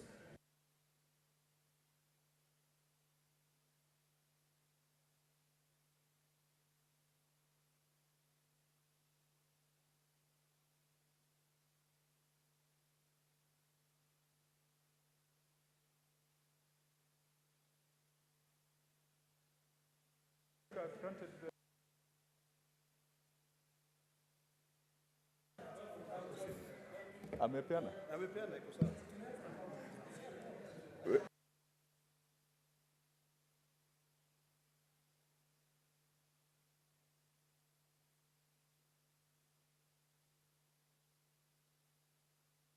Yes, proceed, Senator Kajwang. Thank you, Mr. Speaker. Mr. Speaker, first of all, I'd like to thank Senator Ledamo Lekina for bringing this motion to the House. This is a matter that this House has been seized of ever since the House was established. During the first years of devolution, we didn't have a pending bills problem. But 5 years after devolution, we started seeing the debts owed by county governments to various service providers piling up. Mr. Speaker, I wish that this motion could be amended, and I therefore would wish to move that the motion by Senator Ledamo Olekina on status of pending bills in counties be amended as follows. Mr. Speaker, I wish to move that the motion be amended in paragraph 2 as follows. In subparagraph 1, by deleting all the words immediately after the word county governments and inserting the following words in place thereof. And I quote, prepare and submit to the controller of budget a payment plan prioritizing payment of pending bills as a first charge on the county revenue fund, failure to which the subsequent quarter budget releases will not be done. End of quote. Secondly, Mr. Speaker, by inserting a new subparagraph immediately after subparagraph 1 as follows, and I quote, the controller of budget takes into consideration the efforts made by a county government to clear inherited pending bills when approving exchequer releases, end of quote. Furthermore, Mr. Speaker, the motion be amended in paragraph 2.3 by inserting a new subparagraph immediately after subparagraph 4 as follows, and I quote, county governments, in consultation with the control of budget, to provide a budget for completion of all existing projects and that initiation of new projects to cease until completion of the existing projects, end of quote. Mr. Speaker, the justification for this amendment, on the first amendment, counties are required to present their medium-term debt strategies to the county assemblies along the county fiscal strategy plans, and this is provided for under Section 123 of the PFM that requires that on or before the 23rd of February in each year, the county's treasury submits to the county assembly a statement setting out the debt management strategy of the county government over the medium term. Mr. Speaker, I believe that this amendment is reasonable, that the plan that will be submitted to the controller of budget is a plan that is drawn from the medium-term debt strategy, and therefore this amendment does not impose any additional requirements on the county governments. Finally, Mr. Speaker, by asking the controller of budget to review past efforts to clear inherited pending bills is to give effect to the powers and functions of the controller of budget as provided for in Article 2284, where the control of budget has a responsibility to ensure prudence and responsibility even before authorizing withdrawals from county or from the consolidated fund. Mr. Speaker, I wish to move that the motion be amended as has been proposed And I would wish to ask Senator Faki to second that amendment. Thank you, Mr. Speaker.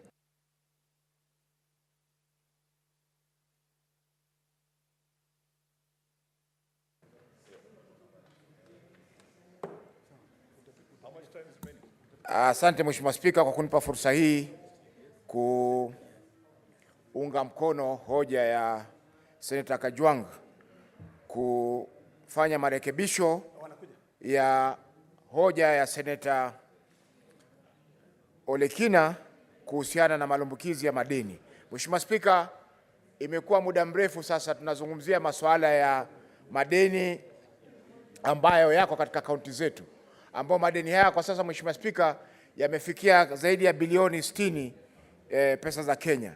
Mheshimiwa Spika, ripoti za auditor zimekuwa zikizungumzia malimbukizi haya ya madeni, lakini hakujakuwa na muafaka wowote ama jambo lolote ambalo bunge la Senate limeweza kufanya kuhakikisha kwamba deni hizi zinapungua na vile vile pia zinakuwa jambo la sahau. Kwa hiyo Mheshimiwa Spika, marekebisho haya yatatoa nafasi kwa bunge la Senate na vile vile kwa controller wa budget kuzuia na treasury pia na hazina kuu kuzuia pesa zinazokwenda katika kaunti zetu iwapo hawataweza kulipa madeni. Mheshimiwa Spika, tumeona visa vingi vya serikali za kaunti kuomba pesa ili waweze kulipa madeni, lakini wakipata pesa zile wanatumia kufanya miradi mingine ama wanatumia kwa safari zao, na hivyo basi madeni yanaendelea kubakia na haya madeni yanazuia utendakazi wa kaunti zetu. Mheshimiwa Spika, tumeona kwamba Wakenya wengi ambao wamefanya biashara na serikali za kaunti wamefilisika, mali zao zimeweza kuuzwa na vile vile wamekuwa hawawezi kufanya biashara, na hivyo basi pesa nyingi zimeweza kupotea na vile vile mali kupotea kutokana na ukosefu wa uadilifu katika serikali zetu za kaunti.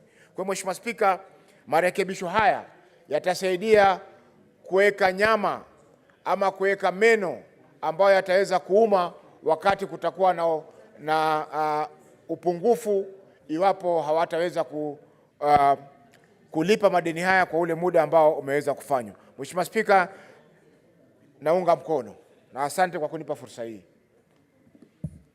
Order, honorable senators.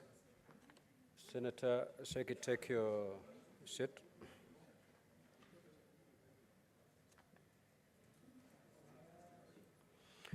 Now, honorable senators, I will proceed to propose the question that the motion be amended in paragraph 2 as follows.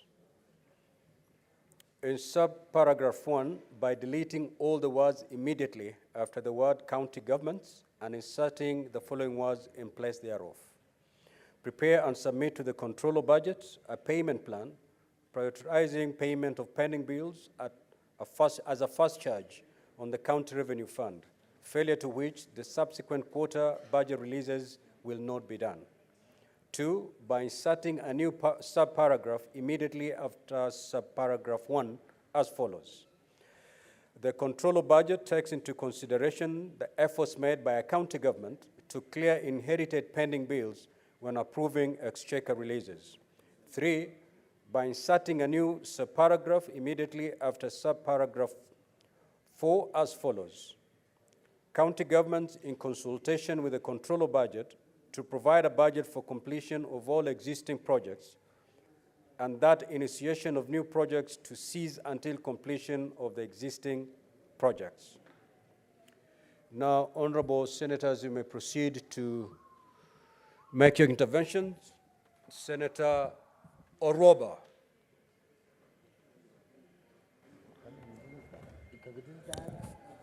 Mr. Speaker, my button is on for the maternal health care bill that I was waiting to contribute before Senator you rearrange Wambua, the paper. Take your seat, Senator Oroba. Senator Wambua.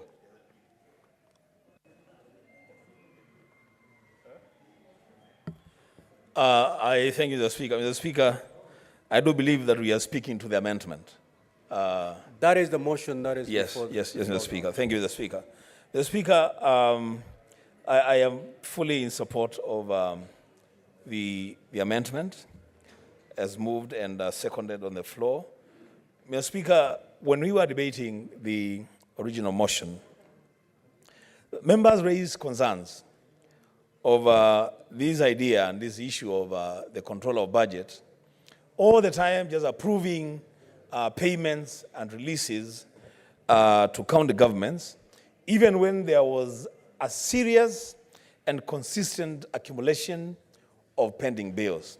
So, Speaker, I fully support the proposal in the amendment that now before the controller of budget authorizes any further exchequer releases to county governments, then the controller of budget must satisfy himself or herself that the county governments have no pending bills, and where there are pending bills, then those pending bills become the first charge on the county revenue fund.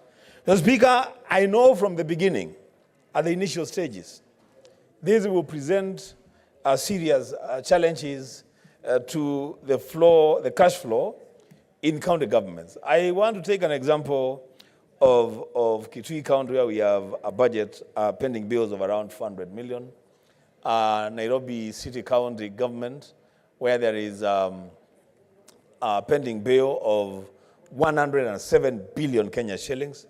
Mr. Speaker, then the question that we should ask ourselves would be, then if the controller of budget must insist on the full settlement of pending bills, how many years will it take for county governments to begin to receive any exchequer releases from the Treasury?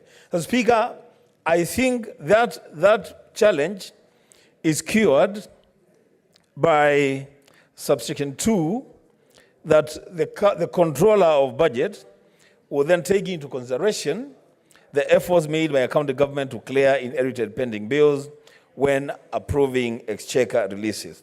So by dint of that provision, Mr. Speaker, then a demonstration on the part of county governments that they are making efforts to clear pending bills then would result in an arrangement between the Office of the Controller of Budget and the county executives on a percentage or a quantum of release that will ensure that there will be sufficient cash flow to deal with issues outstanding in the counties, even as they move towards the repayment of pending bills. Mr. Speaker, lastly, I think this amendment is timely. And the other thing that this amendment should also do, Mr. Speaker, is to perhaps even provide a time frame within which then we should not have any pending bills in any county government. Because, Mr. Speaker, the law, the Public Finance Act is very, very clear that before county governments commit themselves to any expenditure, there must be satisfaction in writing that the money for the projects earmarked are available and ring-fenced, so that once the projects are completed, then payments are made. And so it is possible, Mr. Speaker, to have a county government operate without pending bills. Mr. Speaker, with those few remarks, I support the amendment. Senator Chirange. Mr. Speaker, I rarely support what Senator Kajwang brings to the floor of the House, but in the interest of the nation, I always support him in the committee, but not other extra issues, Mr. Speaker. But on this one, I beg to support him on this amendment, Mr. Speaker.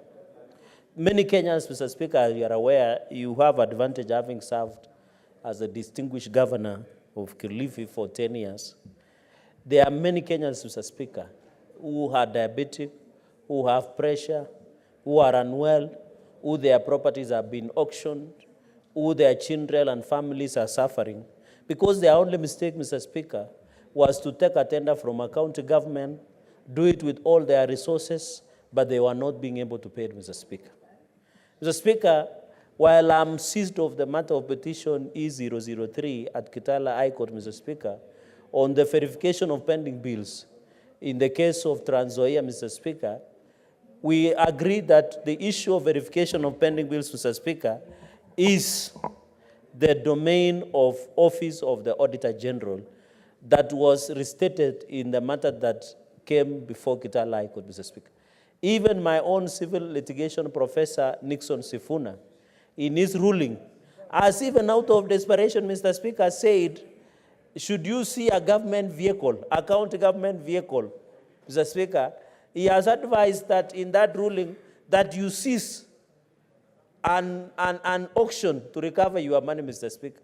I can imagine a situation on a hypothetical situation, Mr. Speaker, where parliamentary service is being owed and the deputy minority whip is driving his Prado along Moy Avenue, and somebody who is supplying this water to the Senate has not been paid.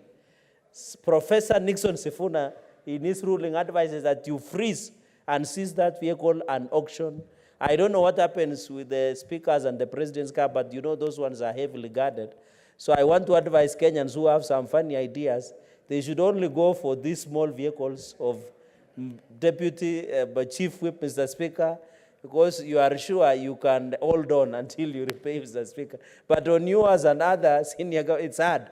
Mr. Speaker, the point I'm trying to make, in conclusion, I agree with the amendment, prepare and submit to the controller budget a payment plan. Mr. Speaker, there were 2 circulars that were issued by Minister of Treasury. And the law is very clear, Article 219, all money that has been appropriated should be released without undue regard, Mr. Speaker. Mr. Speaker, under the law, the first charge is pending bill, Mr. Speaker. I agree that Senator Kajwang is coming up to ensure when we release, because, for example, Nandi, Mr. Speaker, since August 2023 to 17 April 2024, Nandi has received 5.4 billion 8 Kenya shillings. And many of those money has been used to pay some of the pending bills, which no one can account for.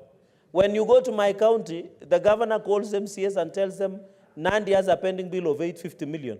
When our brother Senator Ledama brought a pending bill reschedule, we are being told 305 million, Mr. Speaker. I want to ask the OAG and COB to give the country the true status and account of the pending bill in the Republic. Point number 2, the controller budget takes into consideration efforts made by county government to clear inherited pending bills, Mr. Speaker. Mr. Speaker, imagine if you did a road in 2013 of 1.5 million. The floods are ravaging the nation. There is a road supervisor. There is a certificate that you have to raise, Mr. Speaker. How will you be able to verify such a road?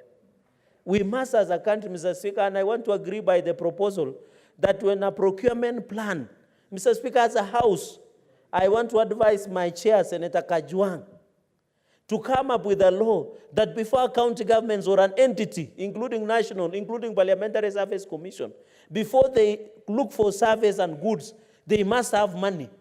And before they develop their procurement plan, Mr. Speaker, to caution Kenyans who are suffering daily because of the loans that they have taken, Mr. Speaker.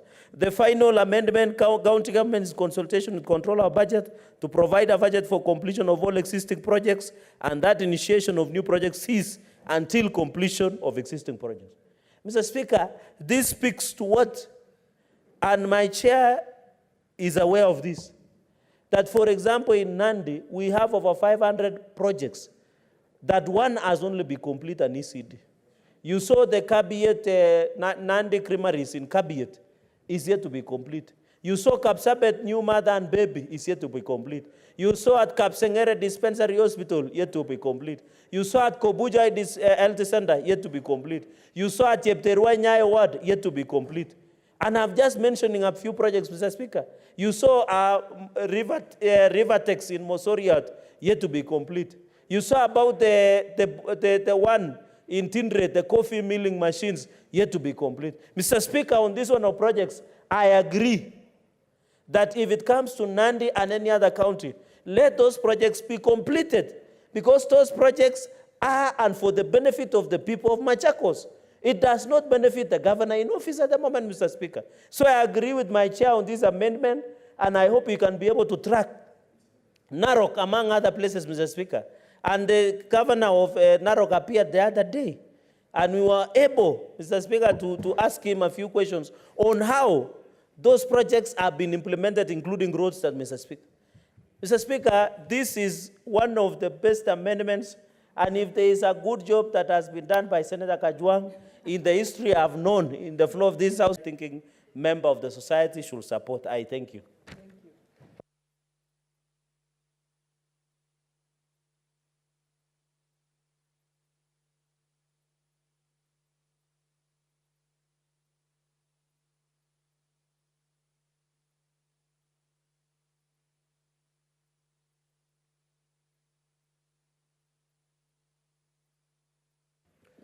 Now, honorable senators, this motion is being moved, debated, and a vote taken on it had 15 minutes. We have already overshot the runway, and therefore I will proceed.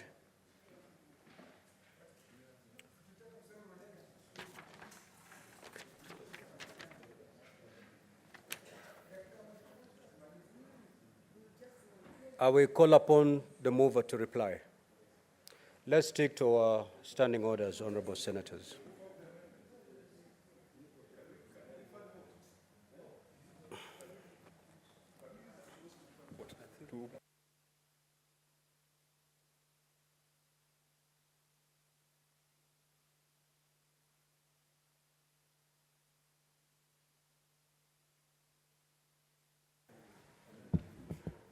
Mr. Speaker, I beg to reply, and I also beg to invoke Standing Order 66.3 to defer putting of the question. Thank you, Mr. Speaker. Indeed, the putting of the question on this motion is deferred. We will now go back to the order on maternal, newborn, and child health bill. Call that order, clerk.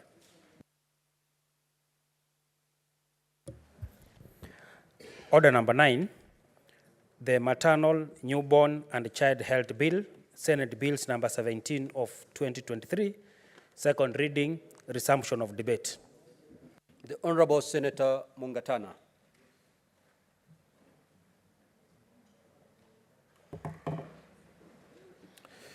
Mr. Speaker, I had a balance of a few minutes. 13 minutes. 13, so I'll just spend like maybe 5 or so to just say that, Mr. Speaker, this bill establishes a proper system for care of newborns and women who have just given birth.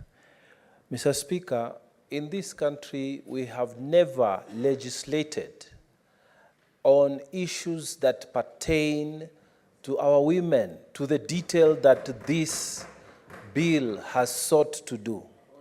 And yet, Mr. Speaker, our women are the ones who bear the brunt of most economic activities. Mr. Speaker, I came to learn that even when the governors and the members of parliament are giving CDF forms to fill, it is our women who are on those lines, Mr. Speaker, the queues that make the lines for getting those forms done because of their children. But, Mr. Speaker, when it comes to legislation, we have sort of put them behind, Mr. Speaker. And so I want to take this opportunity to just thank the Honorable Beatrice for this job that she has done. Mr. Speaker, I support this bill, and one of the reasons I support this bill is because, Mr. Speaker, it has given a clear way in which to deal even with the mental issues, postpartum care that is required when our women have gone through the process of childbirth.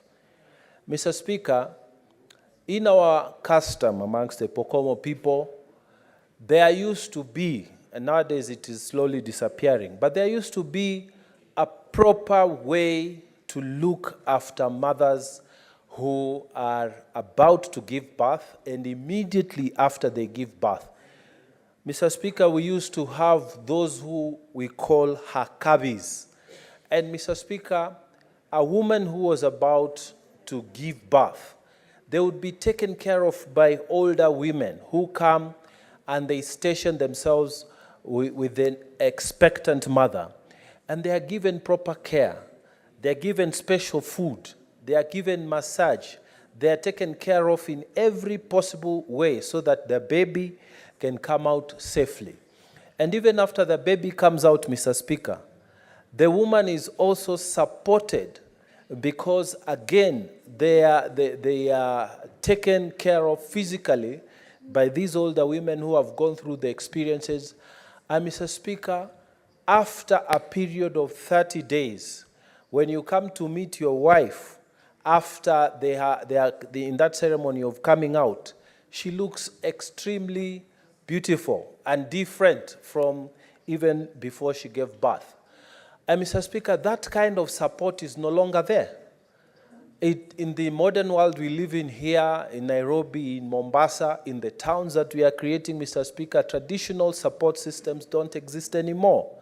So, Mr. Speaker, this bill is in response to the reality that is on the ground. We no longer have traditional support methods for our mothers who have given birth.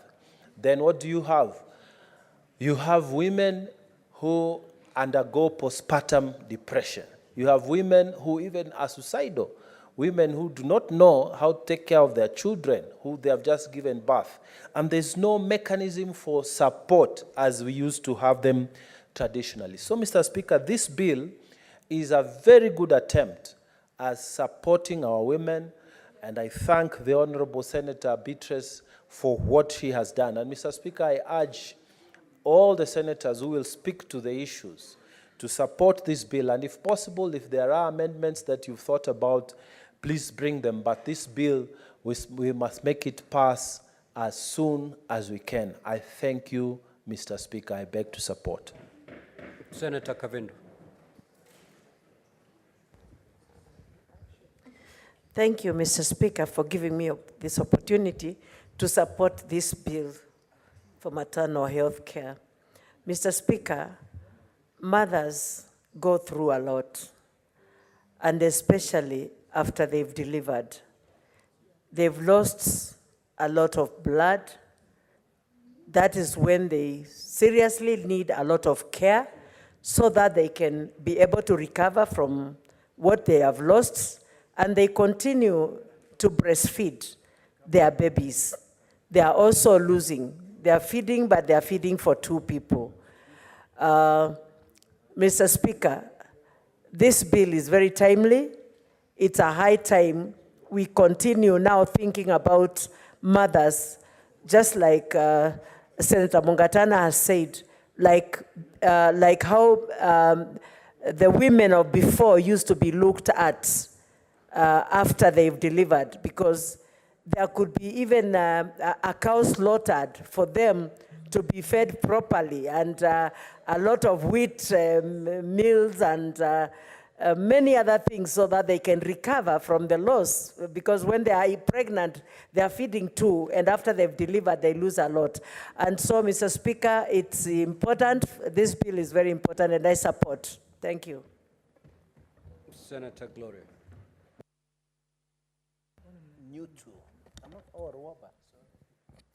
Thank you, Mr. Speaker, for giving me this opportunity to add my voice to a very important bill, a bill that is going to touch on the lives of women, a bill that has never been legislated. We have never really legislated on any matters that touch on women, Mr. Speaker, and that is why I am really eager to push that we see this to fruition, Mr. Speaker. I understand, or I get the feeling from the floor of the House, that some of our male colleagues may not understand what maternal health care is, Mr. Speaker. For avoidance of doubt, so that we don't have some senators like my mentor, Senator Halwale, telling me that it still touches on men, maternal health care is actually the health of a woman while she's pregnant, when she gives birth, and after she gives birth. Mr. Speaker, so unless there is a man in the House who has given birth, maternal health care is literally touching on the lives of women and women only, Mr. Speaker. The reason I want to say this is because there is some laxity that is taken when we are legislating around the lives of women, Mr. Speaker. And I'm very happy that Senator Beatrice has actually taken her time to articulate the issues which many men might not know that women undergo through this period of pregnancy, giving birth, and after they give birth, Mr. Speaker. Most of the husbands and spouses who sit here, all they can tell you is that when my wife is pregnant, she has mood swings, and we took her to hospital, she gave birth, and then they will tell you, Mr. Speaker, that maybe we are giving her 3 weeks to recover and everything will go back to normal. That is probably what most of the men know. They don't know, Mr. Speaker, that when a woman is carrying life, Mr. Speaker, when a woman is carrying a human being in their body, in their stomachs, there's so much that goes on, Mr. Speaker.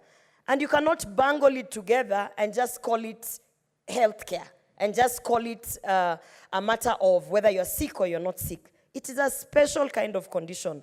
So to have a bill that caters for this special kind of condition, first of all, is the acknowledgement that only women can give birth, and only women can bring forth life. And so therefore, we need a specific piece of legislation that touches on this very important act of nature, which otherwise would, if it didn't happen, Mr. Speaker, it would be the end of humanity, Mr. Speaker. Having said that, maybe it is important to point out that most of the deaths that we have, infant deaths and also deaths of women when they are giving birth, are attributed to lack of the skills during this period of pregnancy, giving birth, and afterwards, Mr. Speaker. You will find that we have access to skilled birth attendants has improved from 62 to 70%, but that doesn't mean much, Mr. Speaker. It only means that at least the Kenya Kwanza government has actually pushed to have our community health promoters, who are otherwise known as, I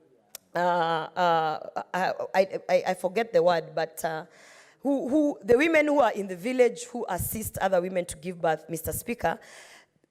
Right now, the Kenya Kwanza government has actually pushed that these community health promoters are equipped with the right equipment, such as if it's razor blades, if it's just basic things such as thermometers to check on temperatures, and equipment that they can use in the village at the point where the woman is unable to reach a health facility, Mr. Speaker. 80% of the maternal deaths are attributed to poor quality of care, Mr. Speaker. We have brought, I think, 4 statements at the floor of the House that are touching on the deaths of either newborn babies or women who have gone to hospital to give birth and unfortunately did not make it out, Mr. Speaker. Those statements have been handled by the Committee on Health. But, Mr. Speaker, if you look at the reports that have been tabled, one was actually tabled to me on a lady from Dagoretti North who passed away while she was giving birth. When you look at the reports, you will see that the reports indicate clearly the access to skilled labor was a problem. The second thing is that issues that should be brought up as red flags in terms of this period of giving birth were actually ignored. And most importantly, the women do not have access to these particular healthcare centers, Mr. Speaker. Mr. Speaker, in 2024, I know that some of the members of the House might not see this as an important bill, or maybe they thought we should push on other pieces of legislation. But, Mr. Speaker, let me point this out. In this House already, within the 20-something months that we've here, we have had many senators who have actually given birth. Mr. I'm privileged to have a medical cover here. The kind of policy that I have as a woman is not the same policy that, let's say, Senator Cherargei will have, Mr. Speaker. I will be covered on issues to do with sexual reproductive health rights to an extent that I could have like maybe 6 or 7 checkups and things like that. And that is what Linda Mama was trying to provide, but from a public space, Mr. Speaker. So even as we legislate on maternal health care, maybe I would caucus with Senator Beatrice and all the other women legislators and see how we can revive or how we can convince and persuade our health minister to perhaps table something in cabinet to ensure that women are actually taken care of, as I said, in the manner with which we require, especially for those who are pregnant, are about to give birth, and after they give birth, Mr. Speaker. I don't want to belabor the point on how we as women are special, Mr. Speaker, but let me end by saying this, Mr. Speaker. I do believe that each and every single person in the house here was actually brought on this earth by a woman, Mr. Speaker. So as we are deliberating on these issues, let it not be that these issues are issues that only touch on women. These are issues that touch on your families. It's actually the center of continuity of humanity. And so when we discuss on things that might seem irrelevant, like I have seen some of the proposals on what it will look like on county level, how we have to have the policies on county level, how we have to have healthcare centers that have the minimum on ABCD in terms of childbirth and taking care of our infant babies who might not be born in good health. Mr. Speaker, I just want to urge the senators to understand that this is a matter that touches on each and every one of us, and maybe the importance of this maternal health care bill should be stressed. And I do hope that when it comes to the floor of the House, I know that I don't have a vote, Mr. Speaker, but I do hope that I'll be able to rally that all the members will support this bill. Thank you, Mr. Speaker. I support. Senator Olekina.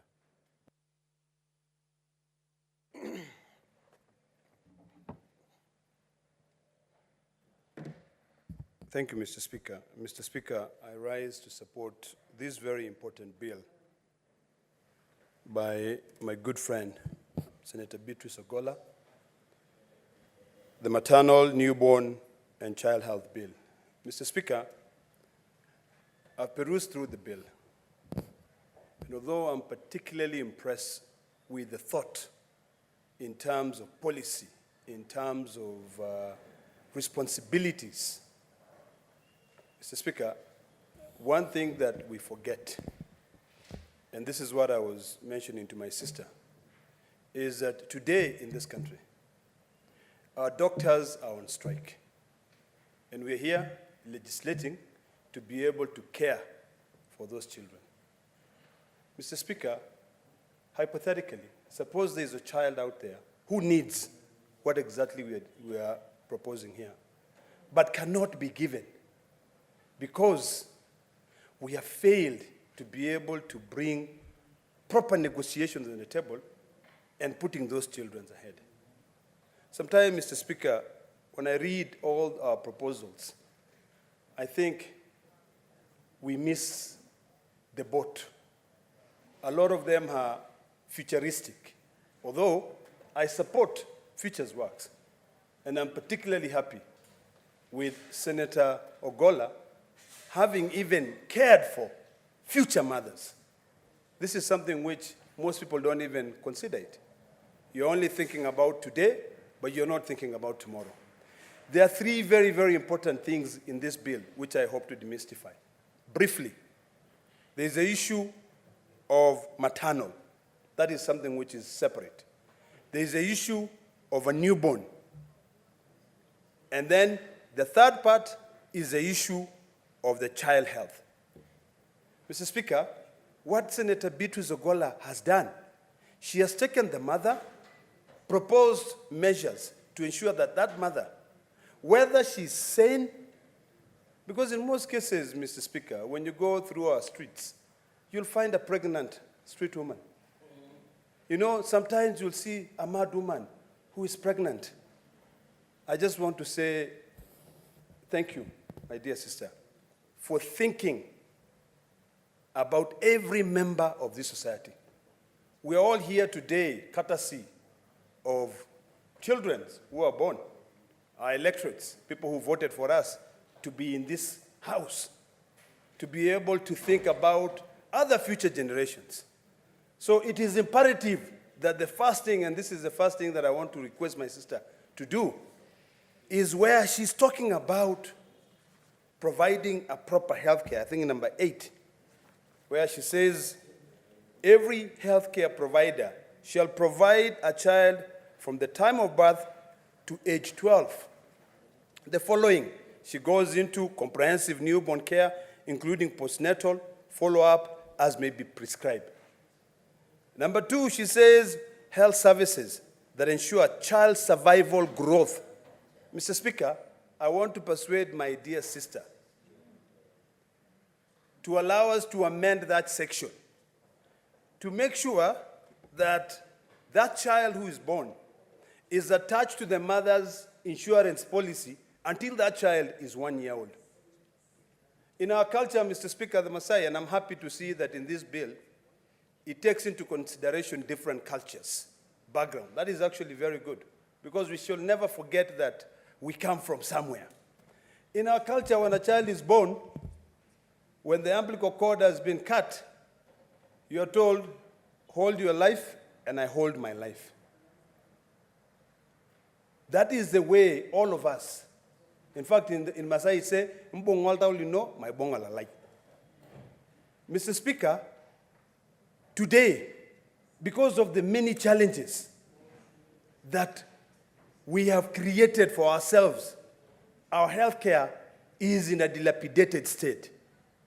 The only way that we can ensure that, one, that mother, and I said I will divide this bill into 3 sections as I debate, as I try to persuade my dear brothers and sisters, honorable senators, to fully support this, is that that mother needs care.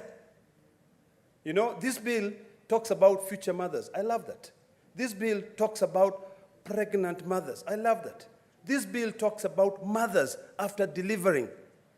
But what I want to do is now to say, let us combine them such that the care that we are seeking to be able to provide for these mothers, those, because they are intertwined, the mother and the child maintain the same policy. If today any of our citizens go to the hospital and delivers, up to the time you deliver, your policy covers both you and the unborn child. The moment the child has been put on the table, you are now asked by the hospital to provide a medical cover for that child. Who knows if that child is going to be able to survive for 30 days, for 90 days?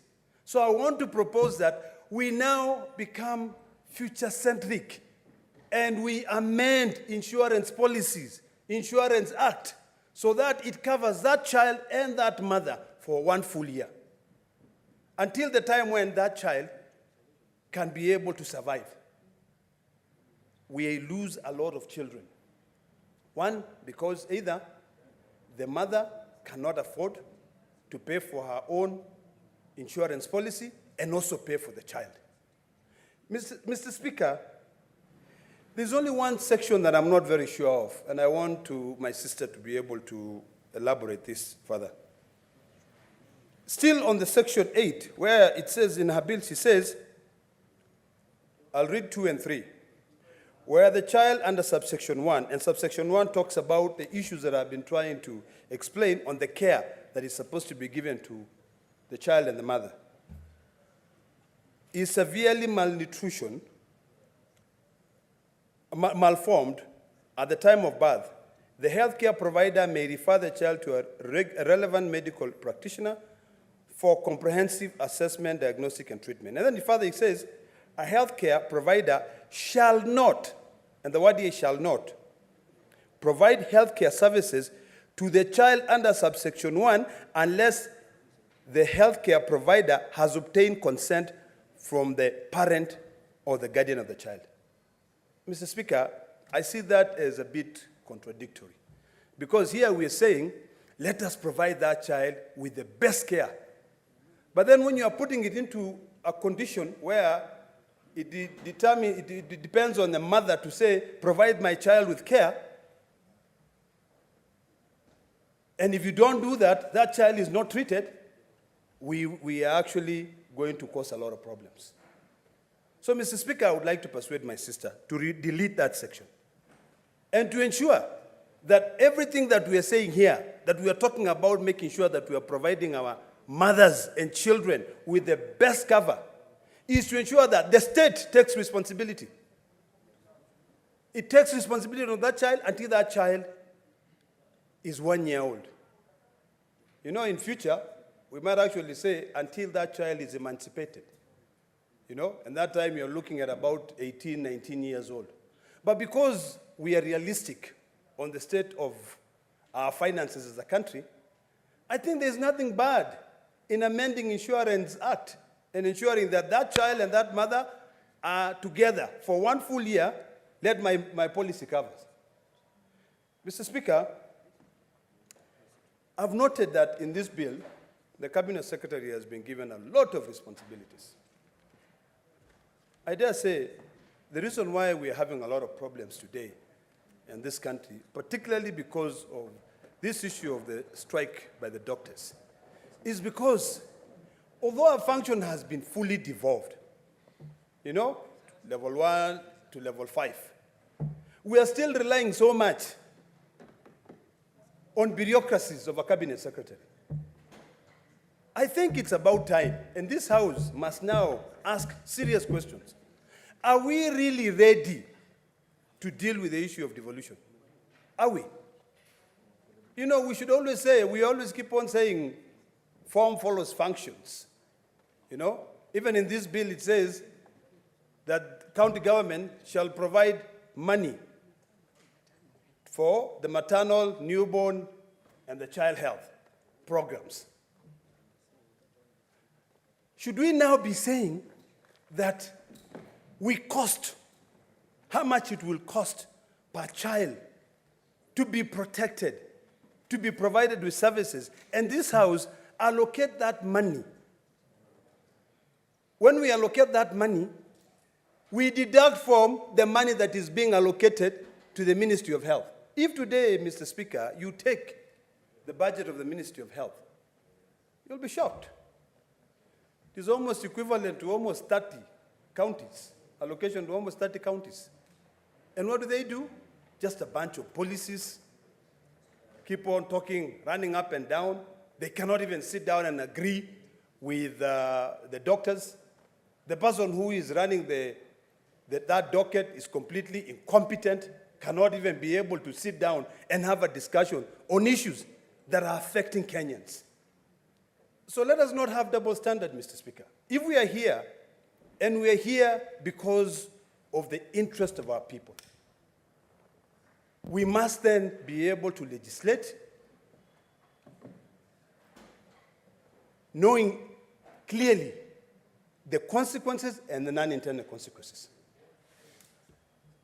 Mr. Speaker, I know a lot of my colleagues want to contribute to this. I want to persuade my sister to relook at this bill, because I just really perused it a lot. And I realized that there are a lot of responsibilities that have been given to the Cabinet Secretary on this issue of health. And in the same bill, it talks about us respecting our cultures. Because our county governments have been divided based on, more say, cultures, or tribal groups and affiliations, apart from this business of nowadays where we say a county is cosmopolitan, just because of interest. I think we need to give more responsibilities to county governments. And we should literally start by allocating more money. The big problems we have in county governments today, Mr. Speaker, is being brought by the duplication of functions.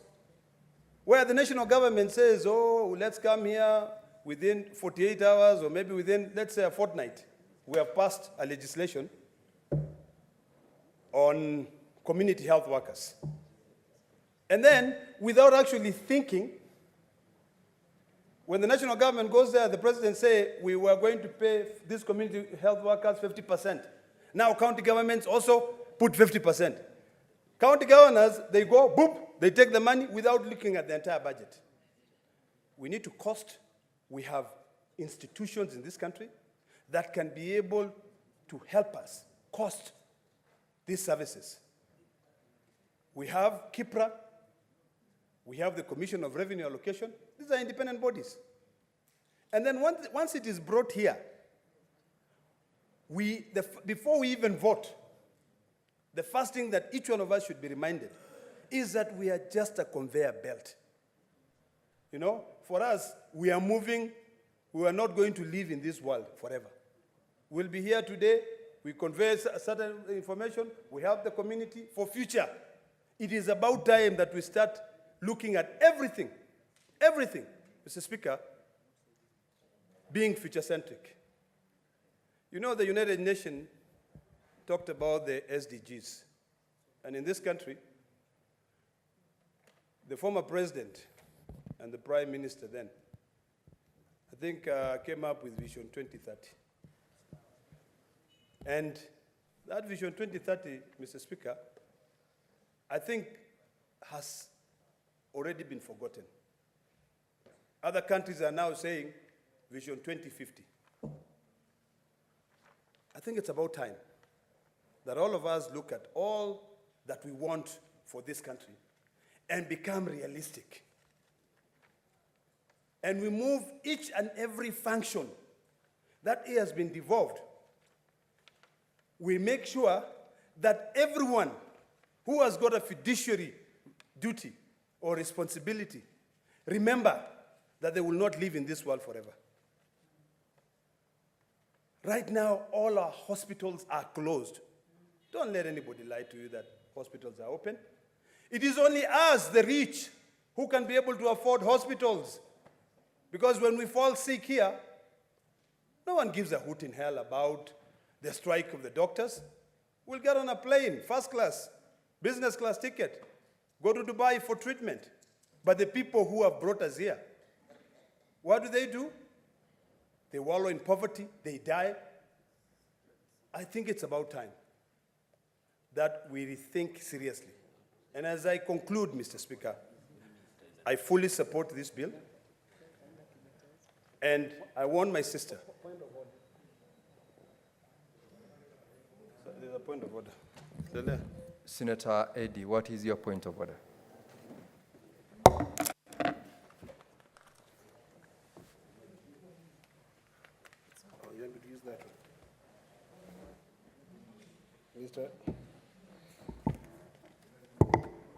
Mr. Speaker, I'm rising on a polite point of order. 114. My senior Senator Ledama, who is also my leader in the House, has talked about something that is very serious. And matters of healthcare are not easy to joke with. But I think that I know it's very emotive, but it's not in order for him to impute that all these members of parliament, when they are sick, they will go to London or Lisbon or to the US. I think there are a few who might be very privileged, and I don't want to assume that he's one of them, because I know he's a very humble man. I know Senator Boni Alwale prefers being treated in Malija, not in Lisbon. And I know that Senator Kajuang really loves being treated in Homa Bay. And I know that Senator Eddie Okech really prefers Migori hospitals. And I know that Senator Beatrice also likes being treated in Godquero, somewhere in Migori. Senator Amida was sick the other day, and I saw her very keen being treated in Kenyatta. So I think that maybe he wanted to talk about the executive, because the executive might have more affinity to going outside the country, but not these esteemed members of parliament. So I beg through your indulgence, Mr. Speaker, that he withdraws that inference that perhaps we might want to board planes and go very far. Thank you, Mr. Speaker. Senator Ledama Olekina, to the extent that you've made reference to the item on quote-unquote colleague senators and also matters on items which are not a subject of this bill, you out of order? Mr. Speaker. To the extent that has been raised by Senator Edi. Mr. Speaker, I think the best thing would have been to ask me whether I'm in order or I'm out of order. But I stand firmly with my position that we are hypocrites. Because when we fall sick, our policy can cater for us for up to 45 days outside this country. We have a commissioner here, and she can attest to that. So let us stop being hypocrites. Let us call a spade a spade. Right now, we are here when the doctors were out on the gate. We couldn't go. You know, we couldn't go. All of us could not go. I have attended it severally. A few of us have attended. But if we really care about the future of this country, we would have called off the sittings and we moved out to receive that petition. Mr. Speaker, as I conclude, because this point of order by my very good friend, Senator Eddie Okech, is frivolous. You know, Senator Olekina, remember the chair has ruled. And to that extent, the Speaker did indicate that to the extent of the point of order that had been raised, you are out of order. And therefore, Senator Okech, I'll not allow you to interrupt this. I want you to conclude by limiting yourself to what is relevant to this bill. Thank you, Mr. Speaker. I am very happy, and I'm happy to be informed by my brother, the Chief Whip. Please inform me. Thank you. Senator Halwale. Yes. Thank you, Mr. Speaker.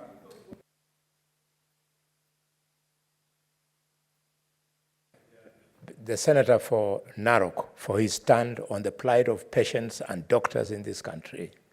I would like to inform him that only this afternoon I rose on a point of order to draw the attention of the chair on what was going on outside, and he responded, and the chair of the Health Committee went and officially received the memorandum, which is now commendable. And through this information, Mr. Speaker, may I further appeal to the Speaker that those doctors standing out there, they are telling us that they recognize us as the only institution, constitutional, that is mandated to represent them as voters. And therefore, the Speaker should move further, table that memorandum in this House, because we have been waiting for a way in which the grievances of the doctors could come to the House. Now it has come through the committee, Mr. Speaker. I think information is made, concluding. It can come so that we discuss it. Mr. Speaker, we want doctors to go back to the wards to treat the patients. We are tired of buying coffins and attending funerals for preventable deaths, Mr. Speaker. I speak this as the Chief Whip of the government, and I know that the President of the Republic of Kenya does not want a single person to die. He wants doctors to be in the hospital. If the problem is the minister, fix it. If the problem is the PS, fix it. If the problem is money, Parliament is there, let's vote for it. Doctors must be paid. Patients should stop dying like chicken, Mr. Speaker. I thank Senator Halwale, conclude. Senator Lekina, sorry. Thank you, Mr. Speaker. Mr. Speaker, let me appreciate the Chief Whip for informing me. I'm fully informed, and I was seated right here when he actually called the attention of the Speaker on the issue of the doctors. To that I say, Congole. Mr. Speaker, as I wind up, because my time has really been interfered with, please give me 1 minute, I finish. Because just add me 1 more minute. Conclude, Senator. Let me conclude, Mr. Speaker. Mr. Speaker, I want to end by saying this. I fully support this bill. And I hope as I support this bill, my dear sister will actually come to our Committee on Health so that when we are looking at this bill, we can be able to incorporate at the Committee of the Whole a few amendments that can be able to make this bill actually function. Because as it is, there are a lot of things that don't take care of this generation. They're very good, they take care of the future generation, which I support. But we need to really think about our priorities in this country. Health should be our #1 priority, Mr. Speaker. The challenges we have today. In fact, they'll even be made worse because we seem to have missed our priorities, even on this issue of the floods. There'll be so many people who will suffer from cholera, and a lot of them will be either newborn babies, mothers, and all of us. So let us be serious for once. And we all sit down together and say, enough is enough. Let us care for this country. Let us build. Senator Olekina, your time is up. The microphone is taken. Senator Deputy Majority Leader. Thank you. Thank you, Mr. Speaker, sir, for giving me this opportunity. I also rise to support this bill, and I want to congratulate Senator Ugola for coming up with such a beautiful bill. I'm surprised to see Senator Gloria saying that elderly women like me do not support this bill. Actually, the elderly, they are the ones who are going to support this bill very, very keenly, because, as we know, we are talking of the future mothers who are our children, and who. What's your point of order, Senator Olekina? Mr. Speaker, is the Deputy Majority Leader in order to refer to herself as an elderly woman when we know that she's still a very young lady, very active, and a distinguished senator? Senator Ledama. Seriously, she's not. Resume your seat. Senator Ledama, resume your seat. Senator Keroche, for your information, she made reference to an earlier contribution by a member. And of course, as a matter of fact, she's disputing that fact. And so Yes, proceed, Senator thank you. Keroche. Thank you so much. Thank you so much. So, I think we, or the women, are the ones who are supporting this, this bill, because what we are talking of, the future mothers, they are our children and our sons. And we know very well that currently, as we speak, the way the economy is, most of us, the mothers, are the ones taking care of our children, even when they get married and even when they are marrying. So, meaning those children, when we come to saying that they be given the free maternal and on the newborn child and the child health, it's a relief for the mothers, because now their children, the future mothers, will get catered for. I remember during our time, that was what is happening in the hospitals. If you walked in the hospital when you are pregnant, you could get all these free things. And even during the the clinic, when you're taking a child to the clinic, there was a certain time we could get all those things free. So meaning we will get this bill back to where we came from, we will really be celebrating this country. And you know, the future of every child depends on how he was taken care of, especially his health, in the early ages. So I support this bill. I promise that I will not take a lot of time, because I know most of us, we want to contribute in this bill, but I really want to say that we really support this bill. And we will continue praying so that this bill can be approved and become materialized, so that our children, the future mothers, can benefit from this bill. Thank you, Mr. Speaker, sir. Thank you. Thank you, Senator Keroche. Senator Moses Kajwang. Mr. Speaker, I rise to proudly support this bill by Senator Beatrice Ogola. For the record, this is a third bill that has been sponsored by a member of the Homa Bay delegation in this 13th Parliament. Senator Beatrice Ogola has brought the maternal newborn child health bill. Senator Moses Kajwang brought to the House the vocational and technical training bill and also the county boundaries bill. And Mr. Speaker, you will realize that the bills that have been sponsored by our female colleagues are the bills that touch on the core socio-economic issues in this republic. And I think that's why this House would be better off with more women, not necessarily more men. If you look at the bills that have highlighted, Mr. Speaker, the bills that I've sponsored, they are really hardware kind of bills or a conflict kind of bills.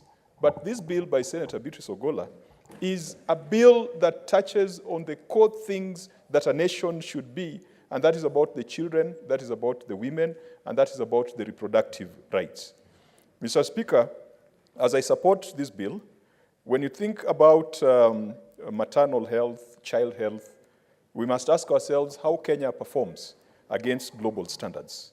The Sustainable Development Goals have put a target that under 5 child mortality should not exceed 21 children out of 1,000 live births.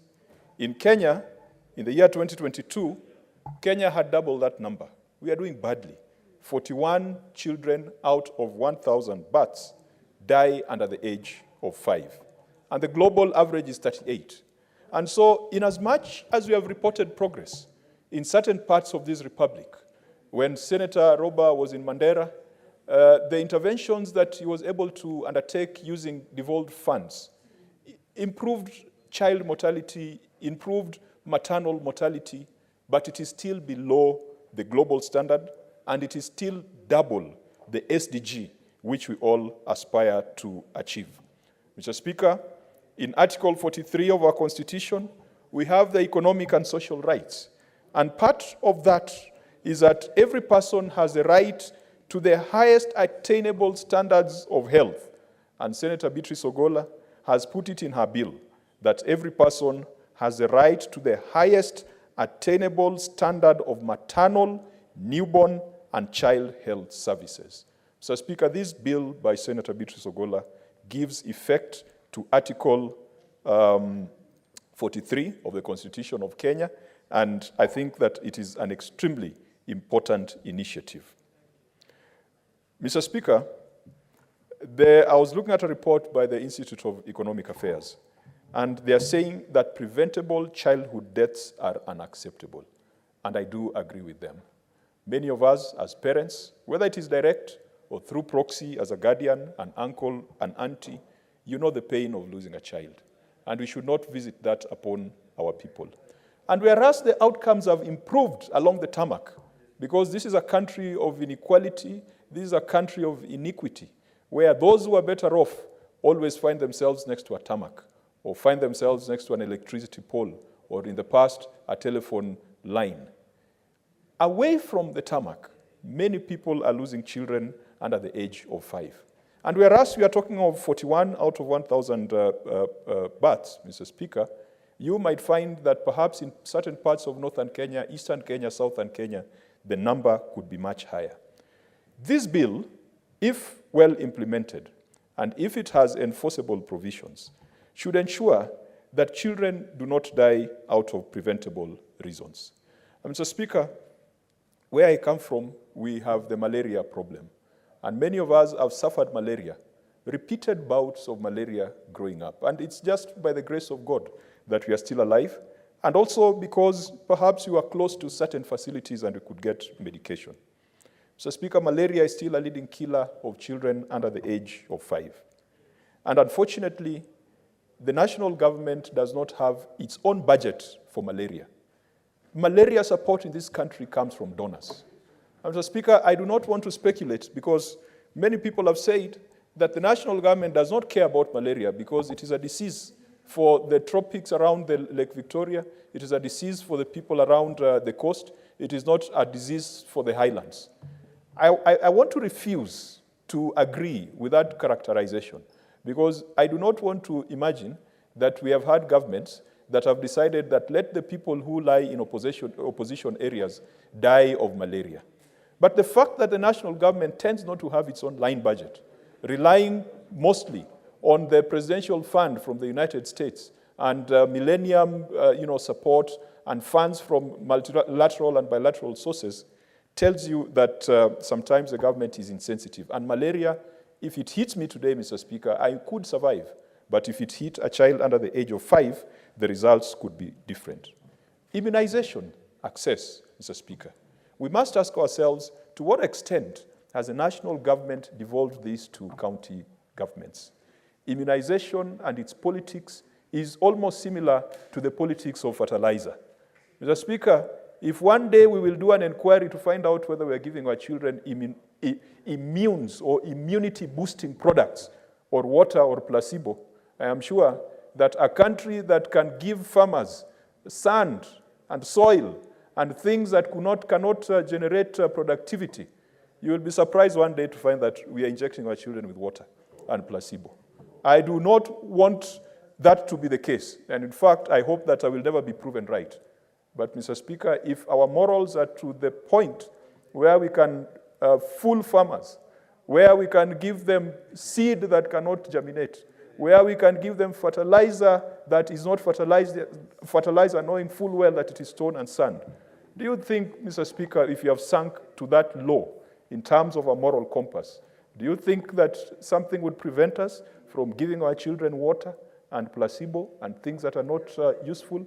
I hope that that will never be the case. And I hope that this bill by Senator Beatrice Ogola will make sure that those immunization services which are part of child health and newborn health are properly transferred to county governments, and that county governments must be compelled to provide proper budgetary allocations for those kind of services. Of course, I know the national government tends to want to do the procurement, the big procurement for the immunes or for the vaccines. We saw that during the COVID outbreak. But, Mr. Speaker, we must confirm that the vaccines that our children are consuming is not water, is not placebo, and it is the right thing. When it comes to the health of mothers, Mr. Speaker, the Linda Mama program that was initiated in 2013 was perhaps one of the good things that came out of the Uhuru administration. And I think that we must give credit where it's due. Launched in 2013, the objective of Linda Mama was to enhance or to broaden access to maternal health support services. And, Mr. Speaker, the statistics show that as a result of Linda Mama, more women are giving birth in skilled care facilities. I can tell you that perhaps half of us here, perhaps we were born at home. I watched as my young brother was born on one Saturday morning. I was sleeping on that bed, and I was woken up and told to leave the bed for my mother to give birth on the same bed. And, Mr. Speaker, that young boy who was born on that day today is a doctor. And he survived. He was delivered by a woman who did not even go to primary school. There is that indigenous knowledge. In Swahili, I think they are called wakunga. In Luo, they are called nyamrerwa. And in every other culture, I'm sure there are those skilled persons, not skilled in the modern sense, but skilled in indigenous knowledge. They know which plant to use when you have a boil. And they'll get some plants, they'll squeeze them or boil them, apply it on the boil, and, Mr. Speaker, within 2 or 3 days, that boil will burst. They know what to use for respiratory problems for children. So, Speaker, a lot of children nowadays, because of climate change and the degraded environment, are born with serious respiratory problems. Those women without schooling, without KCP or KCSE certificates, would boil some concoction in a pot and cover us, and we would be subjected to that, and it would heal. And it would not just heal, but cure those kind of problems. We saw it when COVID came, that those things that those women used to do for us back in the days became now the new norm when it came to the COVID pandemic. They would take trees like the neem tree, mwarubaine, and boil it. And as bitter as it was, Mr. Speaker, when you drank that mwarubaine, it would flush out the diseases. How do we incorporate that indigenous knowledge into our mainstream health interventions? The community health workers, Mr. Speaker, that the president launched previously, not too long ago, the program that this Senate passed a legislative framework to support. Mr. Speaker, these community health workers cannot really fit in the shoes of those traditional women, those health attendants, those midwives who are able to help my mother give birth to a doctor today. Because there's a curriculum, there's some training, there's some knowledge, you have to be trained on a few things, but we must find a way of integrating those indigenous knowledge holders within the modern structures. Mr. Speaker, even if we go to the top of the pyramid, when it comes to childcare, we know that those experts who are trained to deal with issues of children are called pediatricians. So, Speaker, pediatricians take care of children, and I would be very happy to be informed by the senator for Kakamega because he's a medical expert, whereas gynecologists take care of the women. I'm not very sure who takes care of the men when it comes to reproductive issues. Because, Mr. Speaker, if you told me as a man to go and see a gynecologist, I would be a bit hesitant. I hope that there are gynecologists who can take care of problems that men have. But I am sure that pediatricians take care of children. If you look at the number of pediatricians in this country and compare with the number of children that we have, the ratio is completely imbalanced. And further, Mr. Speaker, we do not have a national pediatric institution. What we have in this country is Gertrude's. And Gertrude's has been around. It is a non-profit, and they provide very good services. But it cannot then have the soul, it cannot have the DNA that you need out of a national pediatric referral institution. Mr. Speaker, this House must move a motion and make a resolution that this country must have a national institution dedicated to children, a national pediatric facility. Other countries have done it. We've got Kenyatta National Referral Hospital specializing in everything and about anything, but we need to have an institution that specializes just in childcare. For example, what Gertrude's has done, but with the support from public coffers. Mr. Speaker, if someone has gone to school for 6 years, become an intern, become specialized as a pediatrician, why should we begrudge those people their salary? Why should we begrudge them their pay? Mr. Speaker, advocates today are charging 10,000 shillings for a letter because it's regulated by the remuneration orders, advocate remuneration orders. We have seen even members of this House, charging 1 billion shillings for legal services. And it is justified, and it is justifiable, as long as you are complying with the Act, and as long as you have gone through taxation. We have seen in pending bills of counties, Mr. Speaker, bills of $1 billion owing to legal professionals. And we are saying we cannot begrudge advocates their fees. They are professionals. They are regulated. Mr. Speaker, today the richest people in the world are software merchants. They are making billions out of software. Why should we feel bad when doctors are asking to be paid something that is proportional to the amount of time that they spent in school? And Mr. Speaker, we should resolve that if the government cannot find money to pay the doctors, we should be willing as members of parliament and members of county assembly to forego our earnings so that it can go to those doctors and health workers. Mr. Speaker, in some countries that we have visited, like in Cuba, a member of the Senate, being a senator is not a full-time job. Being a senator is not what you do from morning to evening, from Monday to Monday. You are either an advocate, doing your job and coming to the Senate to deliberate on matters that affect the country. You are either a doctor, like Dr. Khalwale here. That is your core profession, your core occupation. Coming to the Senate is just like going to church. Mr. Speaker, I belong to the Seventh-day Adventist Church. We've got elders, just like Senator Manzo. He used to be an elder, and I think he did something, then he's no longer an elder. He was de-whipped from church. Senator Manzo is not a full-time elder. He does not wake up on Monday to do elder duties, on Tuesday to do elder duties. on Thursday to do elder duties. He is an advocate, a very reputed advocate. He is a businessman. Those are the things that keep him busy, that put money in his pocket. But he comes to the Senate for the love of the people of Makueni and for the love of the people of Kenya. But we have turned it the other way around, that we are first senators and we are first politicians. And then our any other business is being an advocate or a doctor. I think we need to change that. Doctors have no luxury of that nature. A doctor is a doctor from morning to evening. He's on call at night. A doctor while flying on a plane, the Hippocratic oath that a doctor takes compels a doctor, if there's an emergency mid-flight, the cabin crew asks whether a doctor is there. And if you're a doctor, you must respond. A doctor is a doctor full-time. A politician, a senator can never be, that can never be our profession or occupation.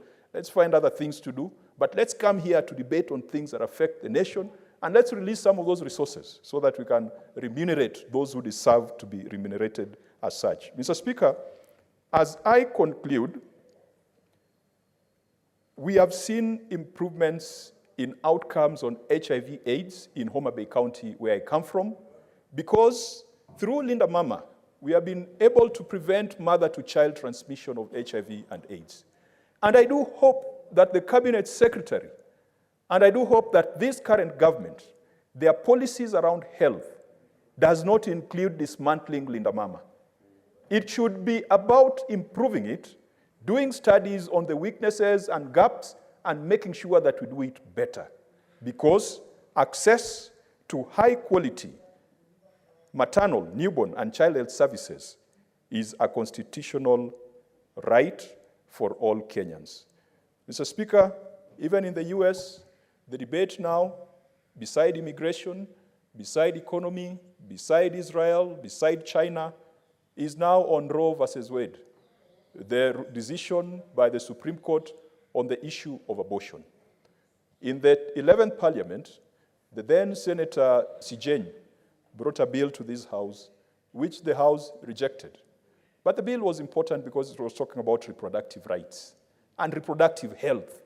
Let us not be afraid to insist on high-quality reproductive health services to our children and adolescents. And Senator Beatrice Ogola has addressed that in this particular bill. Mr. Speaker, I support, and I will continue sharing with Senator Beatrice Ogola on how we can ensure that the roles of national and roles of county governments are distinct, and for delivery of health services, and for these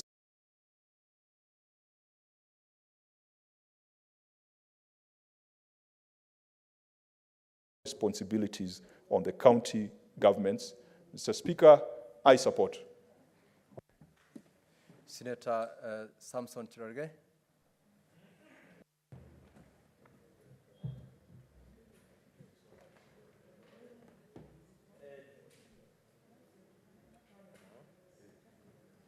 Thank you, Mr. Speaker. Sir, from the onset, I want to congratulate my committee member colleague, the specially elected Senator Beatrice Ogola from Homa Bay delegation.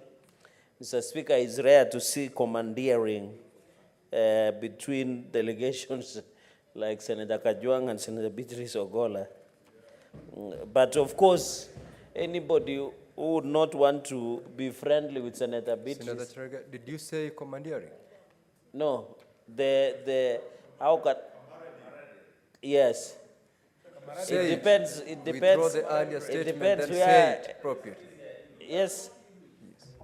What do you mean small English? The warm and hospitable relationship. It is called camaraderie. Oh, yes, yes. Mr. Speaker, I want to remain relevant to the debate of the House. I don't know why Senator Eddy is excited. Anyway, he's normally excited when I'm speaking. But I'm impressed by the relationship that they have, professional relationship. It's rare. I've seen a number of delegations here fighting even. Mr. Speaker, even your former senator, there were so many letters that were flying around, even to allow to vote. And I know Senator Kajwang understands what we went through in the last session. Mr. Speaker, Senator Beatrice Ogola continues to distinguish herself as a he for she and she for he in this House. Mr. Speaker, I've had a misnomer to try and paint us good sons and gentlemen of Africa to behave as if we don't support he for she and she for he. I want to put the record straight that anything that allows our society to flourish, to grow. And Mr. Speaker, I see people saying it is important, even as men, we need to be taken care of. Because, Mr. Speaker, under Article 26, life begins at conception, Mr. Speaker. You need also a man who is well-fed, well-kept, so that you get quality seeds, Mr. Speaker. Mr. Speaker, or Mr. Speaker, you get the quality at the conception, Mr. Speaker. Because also you don't want to have men who are shooting blanks, Mr. Speaker. We want men who are shooting live bullets, in quotes, Mr. Speaker, to make, because I have heard women saying, women senators, some of them saying here, Mr. Speaker, that, that men don't care about women. We care, but how will you get pregnant without men who can shoot live bullets, Mr. Speaker, and ensure that you get pregnant? So men also, and I know men, the other day we fired our chair, who was Stephen Leto. We have given Chairman Oparanya, the former governor, to be the chair of men's conference, so that some of these issues we can highlight during men's conference, Mr. Speaker. The point I'm trying to make, Mr. Speaker, this is a conversation that we cannot, Mr. Speaker, this is a conversation we cannot have in isolation. It is about also a third gender rule. Mr. Speaker, I want to call upon my colleague, female or women senators, that let us have a conversation where we rally men and women together, so that we work. We want a father who is loving. Under Article 53, Mr. Speaker, it talks about parental care. When you look at the Children Act of 2022, Mr. Speaker, number 29 of 2022, the Children's Act. And I was lucky to be taught the children and the law by my good brother and my mentor, Professor Wabwile, Mr. Speaker, who taught us about the children law, Mr. Speaker. So we need men and women, we need fathers and mothers. Because when a child is born, the Constitution talks about Article 53, the parental care. So the man only, we should stop this misnomer that the business of a man ends after, Mr. Speaker, after impregnating a woman. We should also know, Mr. Speaker, the role of the father continues beyond the pregnancy. You know, I saw somebody saying, Mr. Speaker, that men only come in, that they saw their wives or women getting pregnant, then they are being told a child is born. That is not true. Mr. Speaker, there are many men in this city and across the country who are going with their women to antenatal clinics, Mr. Speaker, who are taking them, who are even taking care of the children, Mr. Speaker. So this is a conversation that involves everyone, Mr. Speaker. We must appreciate the fact that women play a critical role. Mr. Speaker, we have been told, according to research, that even children who do not have a father figure end up with some weird behaviors. We have been told on several occasions, Mr. Speaker, because the father figure is an authority. And that is why the drafters of the Constitution, I'm not casting aspersion, Mr. Speaker, on single parents, either single fathers or mothers. What I'm putting across is that the father figure and parental responsibility is a joint effort. It is a 50-50 effort. So we want to urge men, especially people who are yet to get married, who are yet to start procreating, like Senator Eddie, Mr. Speaker, to learn these things from elders like some of us. We have our brother, Senator Dr. Boni Khalwale, who can be of great help, because I know his expertise goes beyond what I've seen and I've imagined, Mr. Speaker. So that is the essence. We must agree and have a shared conversation, Mr. Speaker. Mr. Speaker, let us, and I want to agree, when Senator Beatrice Ogola proposed this law, I went to the Children's Act, and I realized she's right, because I was asking myself, Mr. Speaker, the Children's Act has extrapolated, as you know, as a senior lawyer in this country, has extrapolated Article 53 on the rights of children, like parental care, right to be given a name, right for parental care, Mr. Speaker, right to be given a name, right to basic free and compulsory basic education, right to basic nutrition, shelter and health care, protected from abuse, neglect, harmful cultural practices, and, Mr. Speaker, parental care and protection, of course. Therefore, the children are supposed to be protected from abusive cultures. Where in this country, we still have cultures who practice FGM, Mr. Speaker, in some communities, which is still a big challenge in the emancipation and the freedom for the issue of girl child in this republic, Mr. Speaker. We still have communities where children as young girls are 6 years, as less than 10 years are doing for marriage matchmaking, Mr. Speaker. I know it is dominant in other communities, Mr. Speaker. Those are what we call cultures that are harmful to the growth of the child, Mr. Speaker. Mr. Speaker, and therefore when you look at the Children Act 2022, it's just expropriates rights, and I'm happy Senator Ogolla has extrapolated and say taking care of the child from 0 days to 12 years. That is when the child now enters into teenagehood, adolescent stage, into graduating into adulthood, Mr. Speaker. Although in some cases we have had at 16 years the consent can be achieved in some other jurisdictions. Mr. Speaker, and therefore I only wanted to amend that we should start from conception. We see how we can do it, and then the newborn, maternal, newborn, and then a child health care, Mr. Speaker. Mr. Speaker, I'll just make 4 points before I allow my colleagues to also continue. Mr. Speaker, on the issue of postpartum, I agree that we need to look, because most of the women, Mr. Speaker, others because of economic challenges, because of the nature of their well-being, we must look at issues of postpartum issue, Mr. Speaker, the mental well-being. When we discuss, and I remember, Mr. Speaker, in the last session, I am happy the government had opened a mental wellness center. I think it was somewhere in Rongai or in Kajiado County, and the president went and lodged it. We did debate, Mr. Speaker, for the longest time on mental health bill at the floor of this house. And these are some of the issues like depression. We are losing many young Kenyans. Mr. Speaker, I read a sad story. I don't know, a young girl, Mr. Speaker, decided to jump to some river, I don't know which county was this, and a child strapped at her back, a young child. And she left a note that I cannot die alone and leave my child. And I know members have seen in the news, Mr. Speaker. That could be postpartum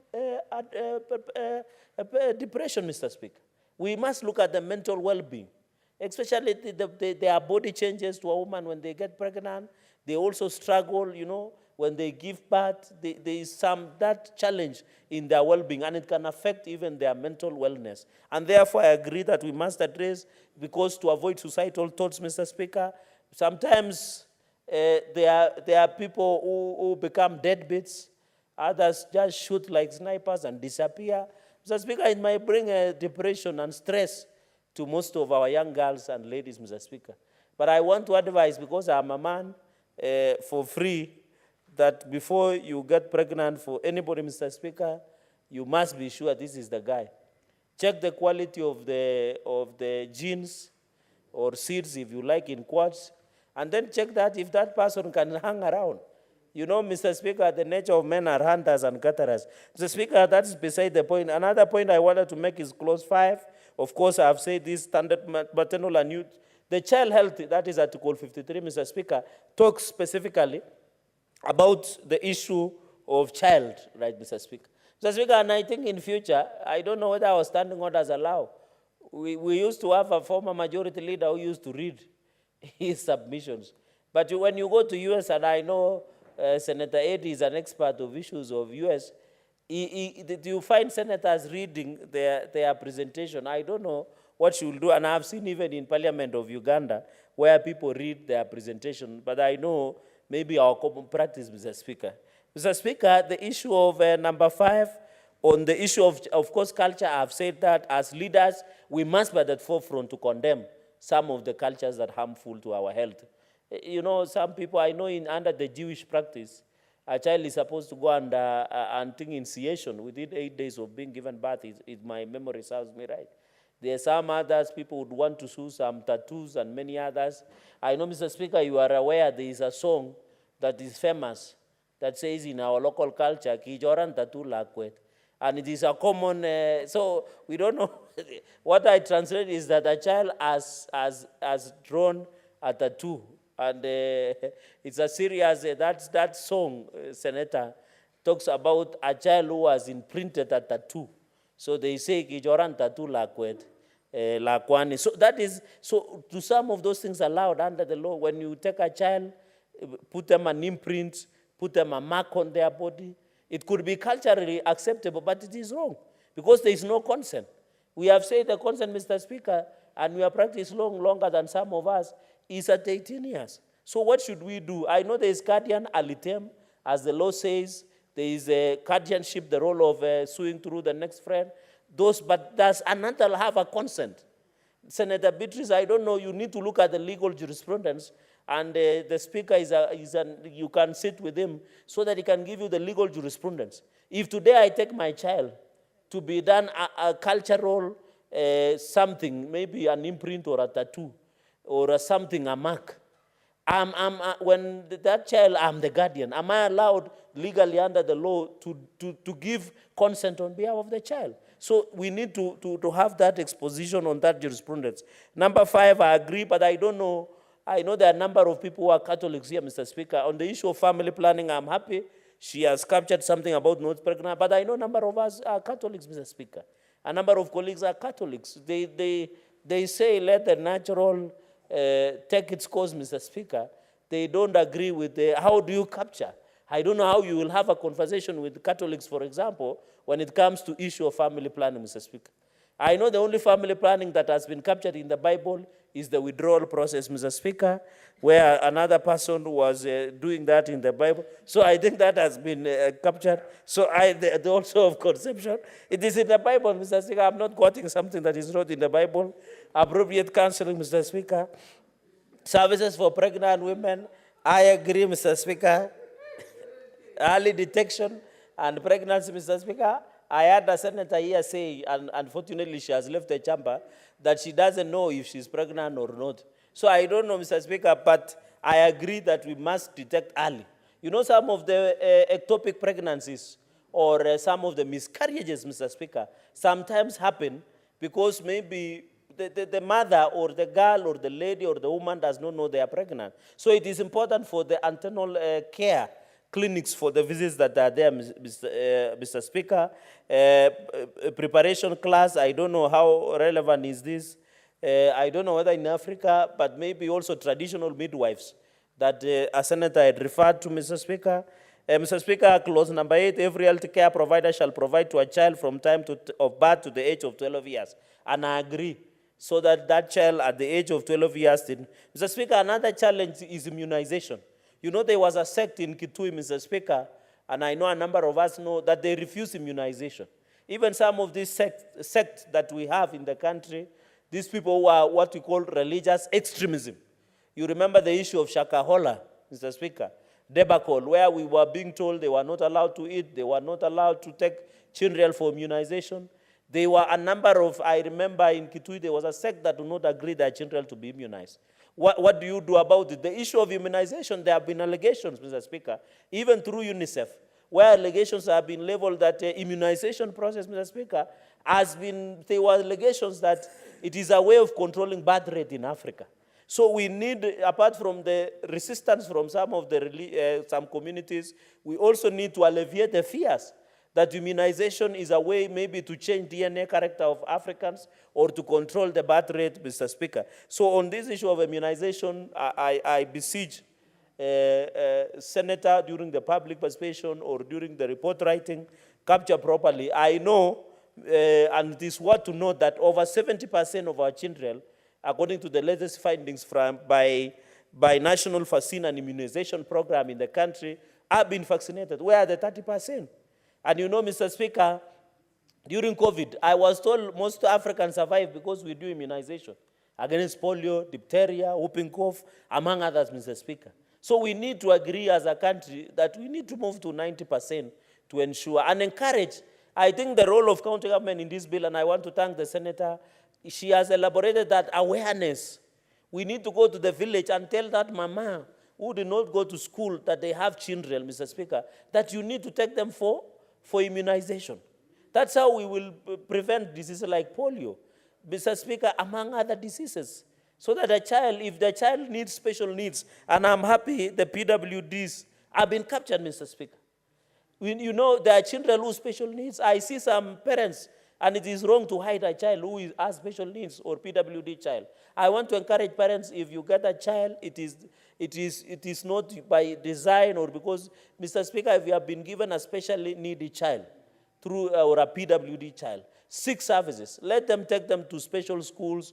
We have the special school for blind in Kibos. We have another one in Kapsabet. We have small homes that are being run by the Catholic government across the country.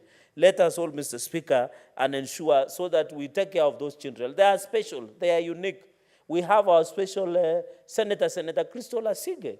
She's doing extremely well than other well-able senators. I'm not saying, but considering the perception that we have created. Mr. Speaker, finally, on the issue of services for women with special, Mr. Speaker, I heard Senator said here, and Senator Ledama should listen to this.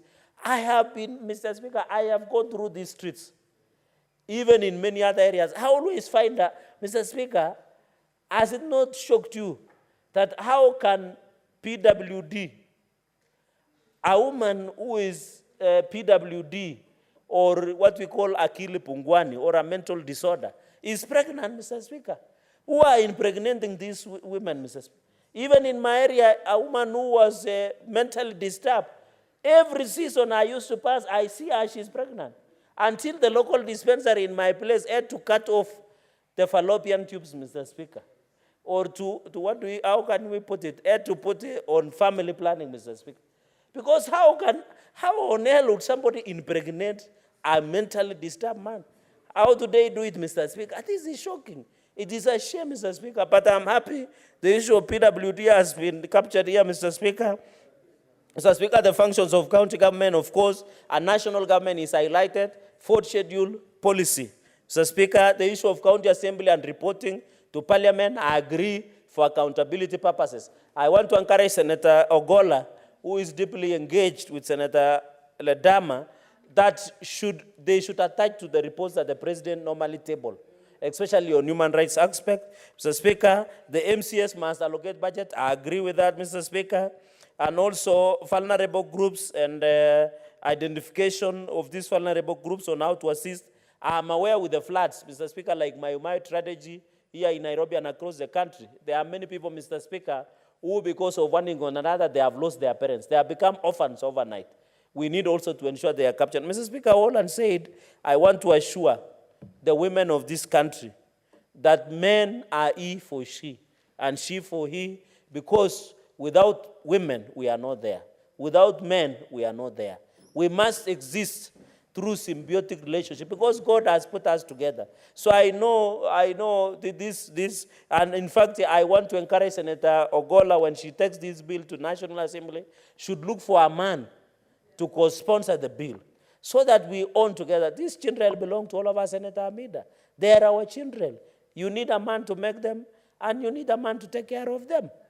Mr. Speaker, the food that we eat is provided by men, Mr. Speaker. And I know provided by men and women, Mr. Speaker. And Senator, one of the senior most parent in this house, Senator Kalwala, agrees with me because he has seen a lot. Mr. Speaker, did you see he was training his son to be a bullfighter like him? That is why most children grow up to be like their fathers, Mr. Speaker. And I'm impressed, apart from being a student of university in one of the reputable universities in this country, he's training him to be a bullfighter, Mr. Speaker, but I hope he will just train him for bullfighting only, not for politics. Mr. Speaker, with those many remarks, congratulate my sister and wish well. We hope to see this bill in fruition. I support Mr. Speaker. Sir. Senator Maruma Jonas Mwashushwe. Asante Mheshimiwa Spika kwa hii fursa kumenipa ili kuunga mkono huu mswada ulioletwa kwa Senate na Senator Beatrice Ogola kuhusu afya ya mama mjamzito na afya ya mama ambaye amezaa na mtoto mdogo ambaye amezaliwa. Mheshimiwa Spika, kumekuwa na sera nyingi na sheria nyingi zimetungwa kuangazia haya maswala, na pia kuna sera zingine ambazo hazijaingia katika sheria, na katika hekima ya Mheshimiwa Beatrice akaona ni vyema alete huu mswada wa kuangazia haya maswala. Mheshimiwa Spika, nitaangazia haya ama sehemu ama sections kama 5. Ya kwanza ikiwa ni sehemu ya 5 ambayo ni ya kuangalia haki ya matibabu vile ilivyoangaziwa katika ibara ya 43 kwamba kila mwananchi ama kila Mkenya kulingana na katiba anahitaji kufikia matibabu.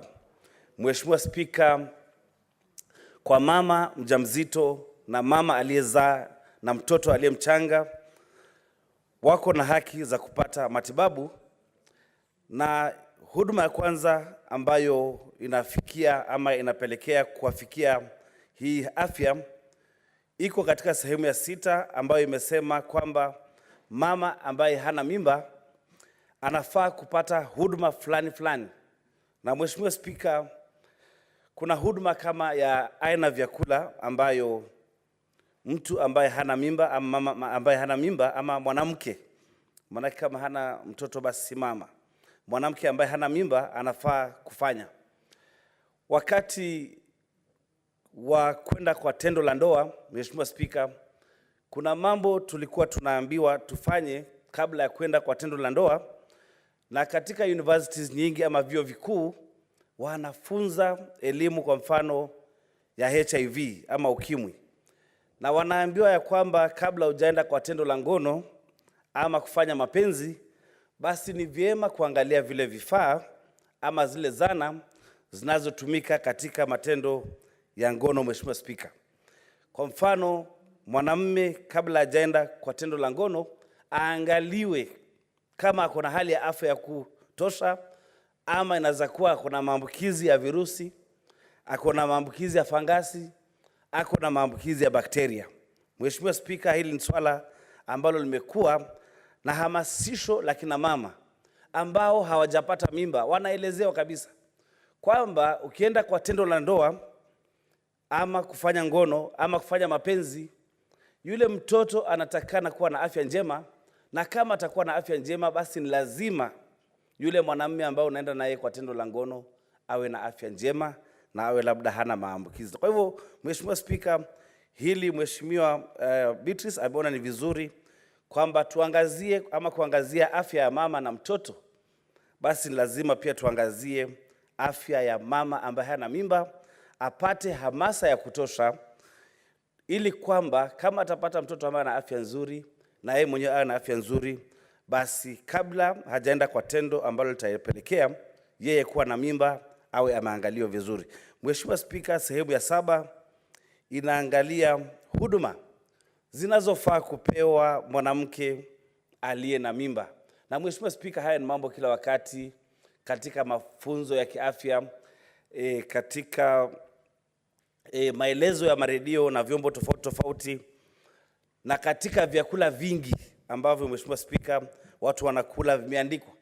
Kwa mfano, dawa hii usikunywe kama wewe ni mjamzito, chakula hiki, kinywaji hiki, labda pombe usinywe kama wewe ni mjamzito. Kwa hivyo haya ni mambo ambayo yamekuwa, lakini pia Mheshimiwa, katika hii mswada umeelezea ya kwamba ni vyema basi mama ambaye kuna mimba apate haya maelezo. Na pia Mheshimiwa Spika, mambo mengine ambayo inafaa kuelezwa mama ambaye ni mjamzito, basi ni kazi ambazo anafaa kufanya na kadhalika, na pia kwenda kwa huduma za kliniki. Mheshimiwa Spika, sehemu ya 7 pia inaangazia masuala ya mama ambaye ako na mimba, na katika hii sera na sheria ama hii sheria inatakana kuangalia mambo ya huduma za dharura. Mheshimiwa Spika, kwa mama ama mwanamke ambaye ako na mimba ni vyema kuwe na mpango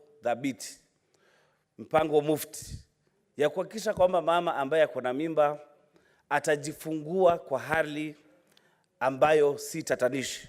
Kule nyumbani Mheshimiwa Spika, nimeona vituko na katika maisha yangu ya mama ambaye ni mjamzito, lakini hakuna vifaa ama huduma za kutosha za kuhakikisha mama ambaye ako na dharura anaweza fika kwa hospitali.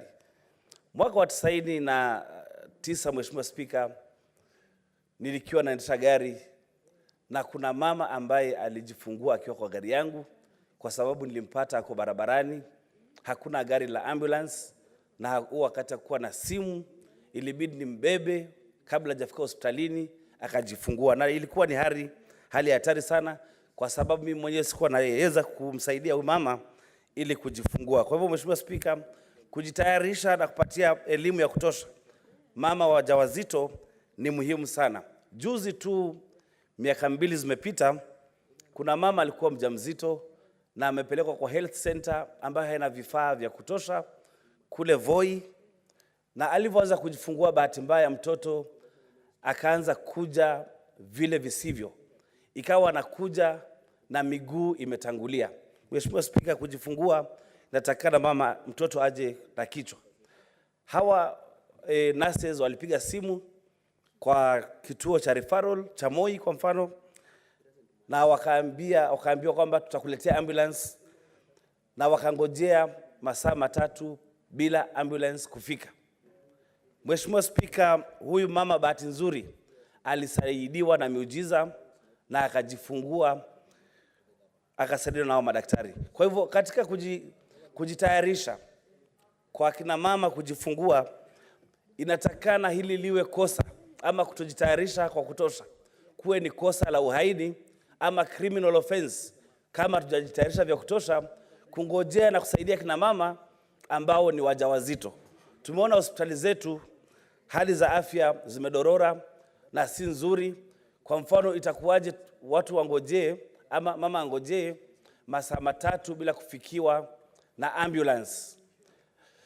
Na ile procedure, Mheshimiwa Spika, inatakikana ni kwamba mama akiwa anajitayarisha kujifungua, basi kuwe na ambulance. Wakati ambulance imeitishwa, maybe isichukue dakika 30 kabla haijafika, na wale ambao wanangojea mgonjwa wawe wametayarisha tayari kufanya upasuaji kwa huyu mama ili kumsaidia. Kwa hivyo nitaambia Mheshimiwa Beatrice labda tufanye mageuzi ili kutojitayarisha vya kutosha kwa hospitali na huduma na county governments liwe ni kosa la jinai, iwe ni criminal offense, kwa sababu watu wengi ambao wanakufa, kina mama wengi ambao wanakufa, watoto wengi ambao wanakufa katika wakati wa kuzaliwa ni kwa sababu ya matayarisho ambayo hayafai. Kwa kimombo nafikiri tunaweza sema ni medical negligence. Mheshimiwa Spika, hii sehemu ya 8 inaangazia huduma za mama na mtoto kwa wakati amezaliwa. Na Mheshimiwa Spika, kumekuwa na matibabu ya bure katika hospitali nyingi, lakini kwa sasa hivi hali ya afya imedorora kwa kaunti zingine. Unapata ya kwamba matibabu ya mtoto ambaye amezaliwa, mtoto mdogo, ni ya bure, lakini kitanda bado wanalipa. Kwa hivyo watu wengi wanaogopa kupeleka watoto wao hospitalini kwa sababu ya kutozwa pesa hospitalini, na saa zingine hawa watoto wanakufa. Nilikuwa na mfanyikazi wangu mmoja ambaye alikuwa na mtoto mgonjwa, kampeleka hospitalini na akawa anashindwa kumtoa kwa sababu licha ya kuwa kuna linda mama na sera na sheria zimewekwa na serikali za kusaidia watoto kama hawa, alikosa kutolewa kwa sababu ya bili 4,500 kitanda na chakula peke yake. Kwa hivyo nafikiri kukiwa kunatengenezwa kanuni za kuwezesha kufanya kazi huu mswada, basi iwe bayana ya kwamba kama ni kutibu mtoto ama matibabu ya mtoto aliye kuanzia mwaka mmoja ama kuanzia kuzaliwa mpaka miaka 5, hiyo huduma kama ni bure, basi iwe bure bin bure ama bure ya bure kabisa,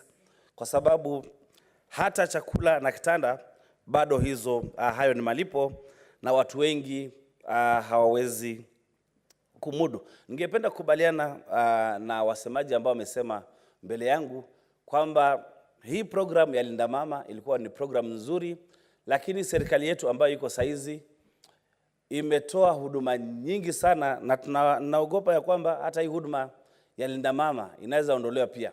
Tukiangalia kwa mfano kwa wanafunzi ambao wako shuleni walikuwa wanapata insurance ama matibabu ya bure ambao wako secondary schools.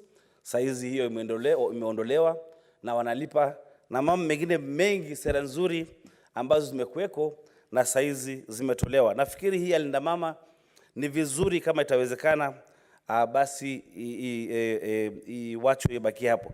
Ya mwisho, Mheshimiwa Spika, ni sehemu ya 12 ambayo imeangazia majukumu ya serikali ya kitaifa na serikali ya kaunti, na katika hii sheria majukumu ya serikali ya kitaifa yamekuwa ni kuunda sera za kuelekeza vile huu mswada utakavyotekelezwa, na katika serikali za magatuzi wametoa njia na mbinu za kuhakikisha kwamba huu mswada unatekelezwa vilivyo. Lakini Mheshimiwa Spika, hatuwezi tekeleza huu mswada vyema na vilivyo kama hatutakuwa na pesa ya kutosha katika magatuzi. Nafurahia kwa sababu wakati wa kupitisha mswada wa Division of Revenue Bill, maseneta huku walikubaliana ya kwamba pesa iongezwe mpaka bilioni 415, na nawashukuru sana wenzangu wa upande ule mwingine, kwa sababu mwaka ule uliopita hatukubaliana kwa ile pesa ambayo inatakana kupelekwa magatuzi, na wakapiga kura pesa iende kidogo. Lakini saa hizi moja kwa moja ama unanimously tumeweza kukubaliana ya kwamba ile pesa inaenda kwa magatuzi. Ni muhimu sisi kama maseneta ambao tunapigania na tunalinda ugatuzi, tupigie kura pesa nyingi zaidi ziende kwa kaunti zetu, ili mswada kama hii ya kuhakikisha kwamba ile ibara ya 43 ya kuhakikisha kwamba huduma za afya zimefikia wananchi wetu, basi zinawafikia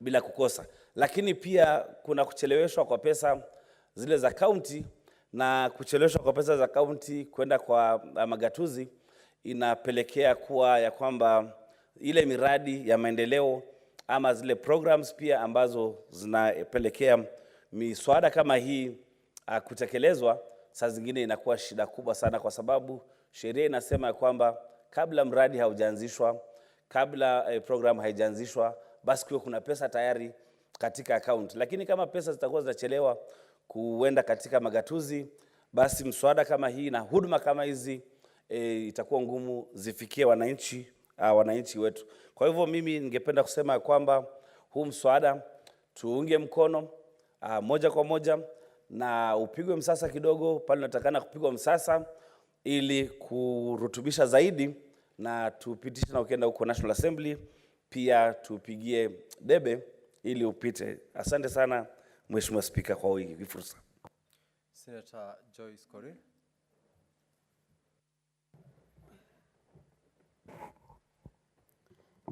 Thank you very much, Honorable Speaker.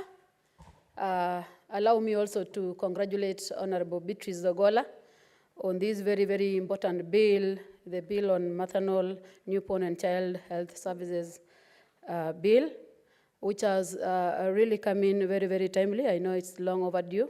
And I must applaud the Honorable Senator, because mothers plays a very critical role in the society in bringing up life. Honorable Speaker, I want to say that indeed the bill has tried to address a number of issues, ranging from right to health services. It has also addressed the issues of services for the non-pregnant women. It has addressed the issues of the pregnant women.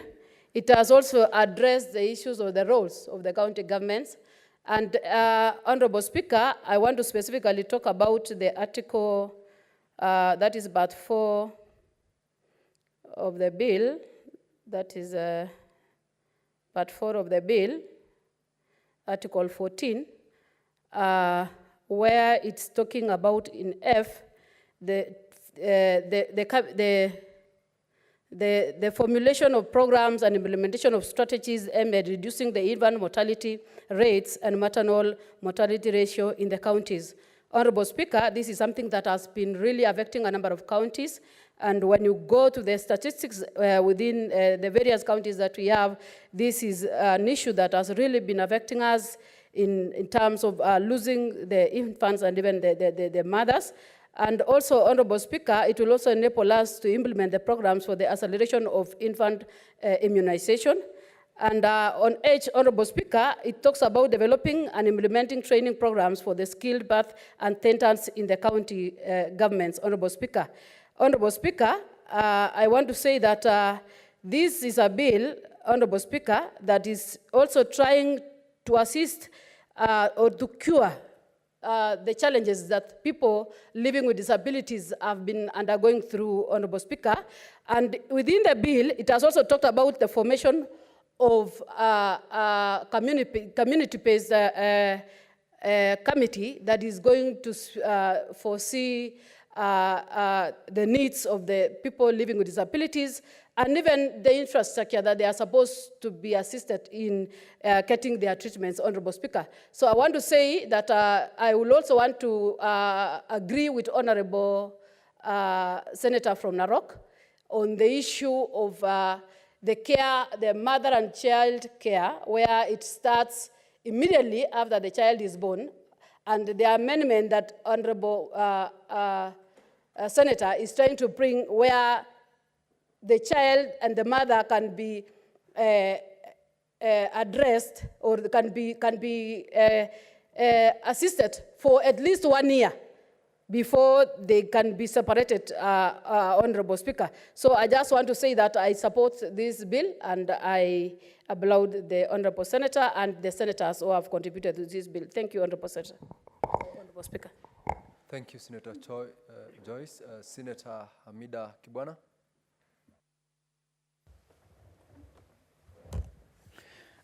Thank you, Mr. Speaker. I would also want to add my voice on the bill. I congratulate Senator Beatrice for this bill. It is an important bill.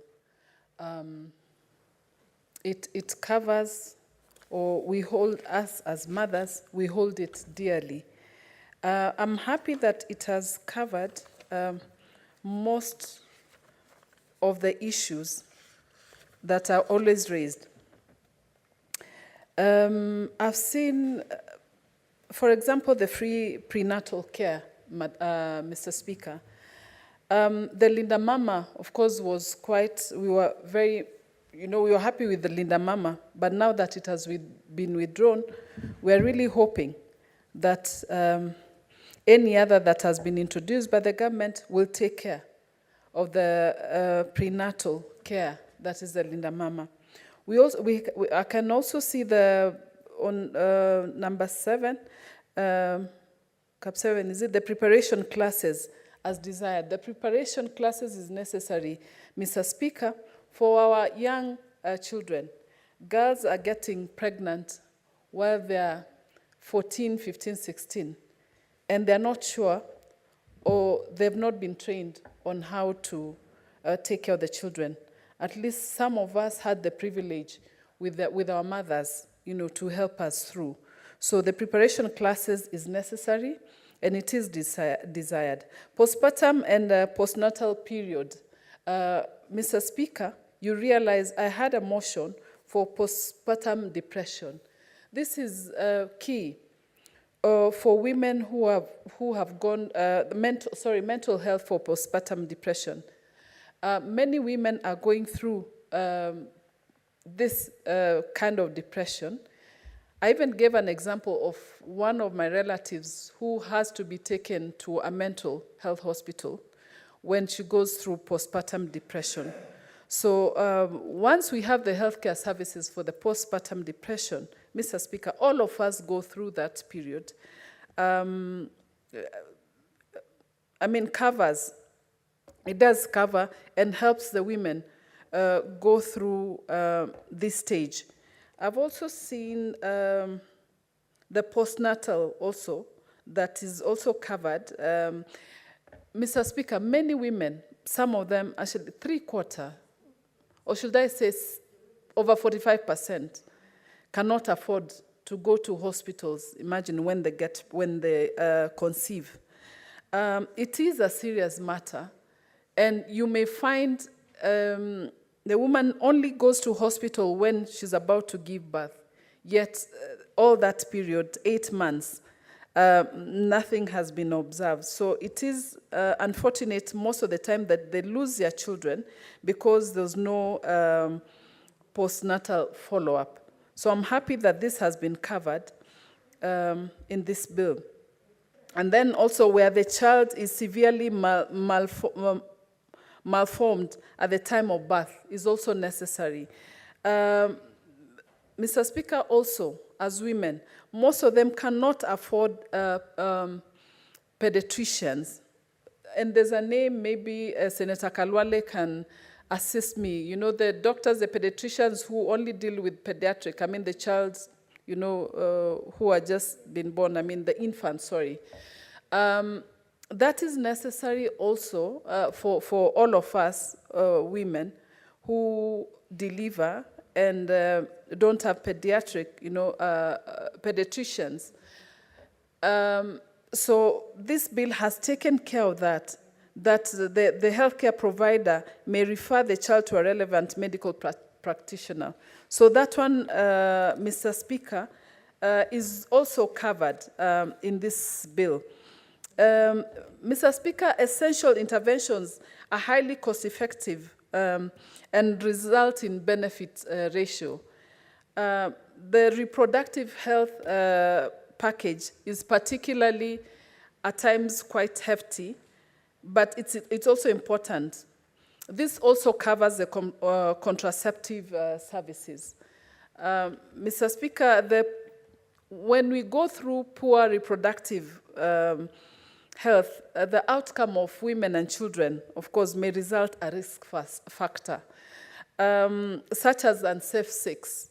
So we need, girls need to go through need to go through this counseling on unwanted pregnancy, Mr. Speaker, and sexually transmitted infections. So I think I'm happy that this bill it's more or less overhauls all the necessary issues on maternal, newborn and child bill.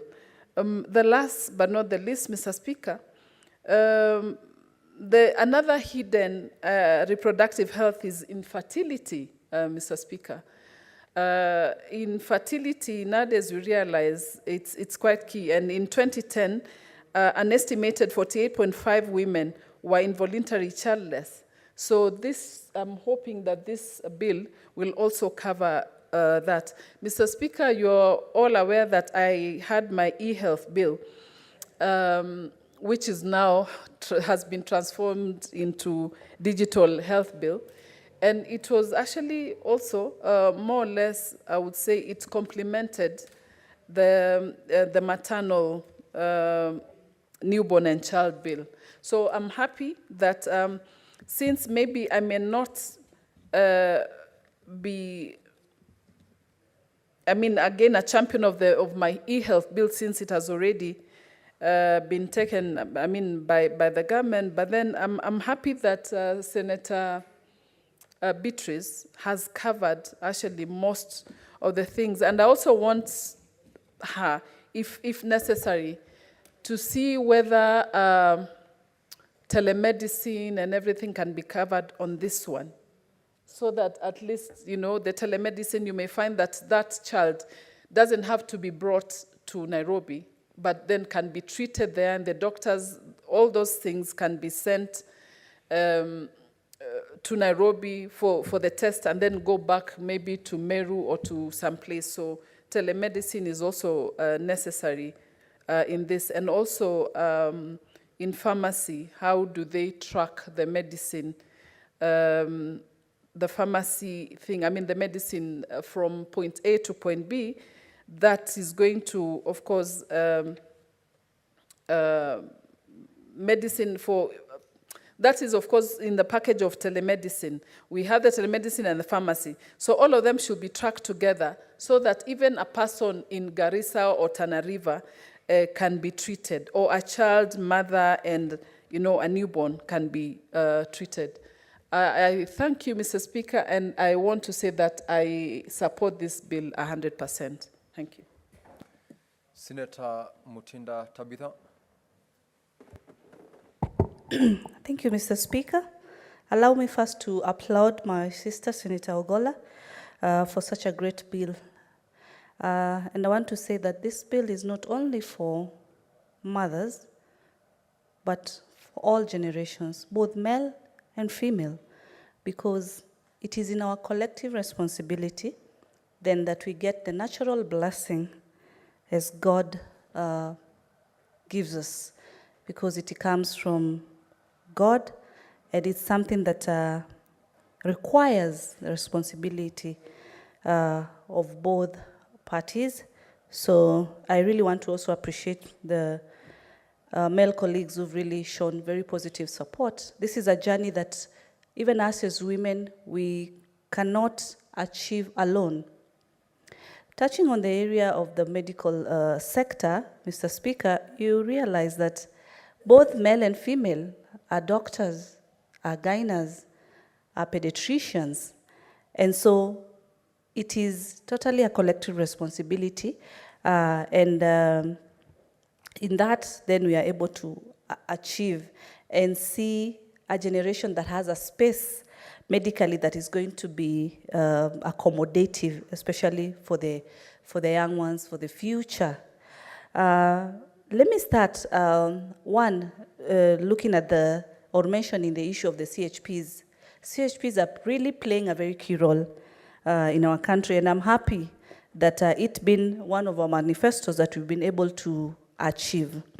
And the reason I'm bringing this up, Mr. Speaker, is because in our recent DORA submissions, we, as a Committee of Finance, we were able to highlight the cost that comes with the CHPs, putting in mind the role that the CHPs do play. Like in Nairobi, we have over 7,000 CHPs, and they play a very key role, up and including helping on reducing the issues of mortality, and there's a cost that comes. And so it is very key, it is very important to note, even when we discuss on the issues of DORA, that one of the costs that we are taking care of is the CHP's cost.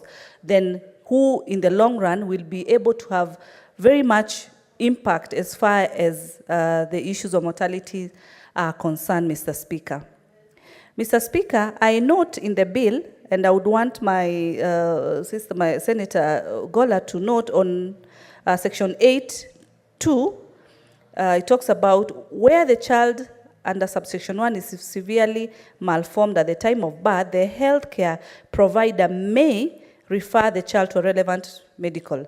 Mr. Speaker, I note and pick a key English word that I've realized the legal fraternity really likes using, and then it leaves things that are not fully closed. Because when you say that the health provider may, and in this case scenario, we are talking of a child who has had a malformation at the time of birth. So when we say may, then it means that the hospital can decide to take further medical action or diagnosis, or they might not. So I think that strictly should change and say the healthcare provider shall, so that it is mandatory, because the aim of these section 8 part 2 is to try and ensure that the child is safe in case of a malformation. So there should be much emphasis by using the word shall, Mr. Speaker. In our different committees, we've looked at some of the acts that the counties are using. And one of the things that we've noted is that especially when they present their acts, but they do not have regulations to guide them in the policies and administration of the same regulation, act that they've been able to put. And in one of the clauses, you realize it indicates and says that the county may, do regulation. So it is not a must, it's not mandatory. And so when you leave it like this, then it's not mandatory for that child can be able to get further care. So there should be emphasis of the word shall, Mr. Speaker. Mr. Speaker, I also noted on the issue of hospitals as an institution, and also personnel as far as medical practitioners are concerned. And this is in regard to if there is a case, like case example, to be more specific, Mr. Speaker, is the cases that we've seen that some of the hospital as institution and some of the rogue medical practitioners collude with unscrupulous business people to steal born babies, you know, and make money out of it. And I'm just losing where the section was, but I think I'd read earlier and it was talking about a fine of about 1 million and 2 years imprisonment.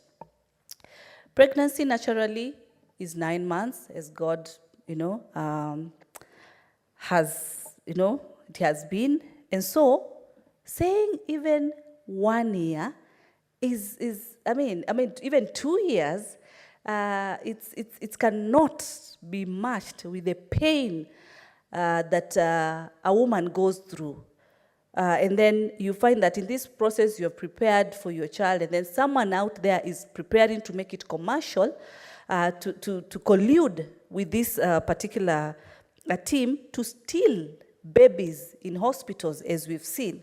So I would request, Senator, that you increase the fine charges and also increase the duration. Because even after 2 years, someone can come back. Number two, the fine of 1 million, if this is their business, as we've seen in the different reports that have been made, kids are even being sold up to about Kenya shillings, 300,000. So God forbid, but if that's a person is even selling just 3 within us, because every day kids are born, that person is able to manage the fine of 1 million. It's not something that we are, it's so good to even discuss. It's very painful, but it should be as high, as close to even 10 million, as close to even 10 years of imprisonment, because that is selling a life. That is, I mean, against so many things. So I think you should be able to increase that particular fine and duration imprisonment. Mr. Speaker, I also noted there's another issue that in terms of my proposal would be in regards to the free medical for the infant and also for the mother, because you cannot provide one facility for only the infant alone. It also, that infant is as a result of that mother. So they are a package. So there needs to be, and I agree with what Senator Lekina was talking about in terms of the amendment of the insurance firms, whereby there can be a free cover for the mother and the infant. I've seen some counties, and members would agree with me, some counties have been flagged out to have very low fertility rates, and this is due to at times high rates of alcoholism and a few other factors. But still, you realize that in this time, the birth rate for families is quite very low. But now, focusing on the issues of the alcohol issues, whereby even young people are not focusing on giving birth, this issue of whereby there will be free medical for the infant and free for the mother, then it will even encourage them, because some of them are fearing because of the cost or implication that comes with it. So it will be able to encourage young couples to be able to be confident that that cost will be minimized. Mr. Speaker, as I also conclude, also what I've had my colleague Senator talk about, the telemedicine, the telepharmacy, we are in the digital era. So these are technologies that I'm happy to note that you've also factored them in this particular bill. It is positive, and that is good moving forward in future. Lastly, Mr. Speaker, it's good to note that in future we might not have so many students in our schools.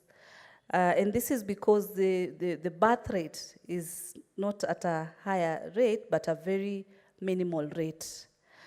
So it will be better to give much more emphasis on the health of our kids and looking at where we are with CBC, making it much more practical. So the institutions of learning will be having very, very fewer students in the different learning institutions. So if the more emphasis can be put to the medical institutions, then that way we'll be able to achieve and have a healthy nation, hence a healthy nation, hence a wealthy nation. Thank you, Mr. Speaker.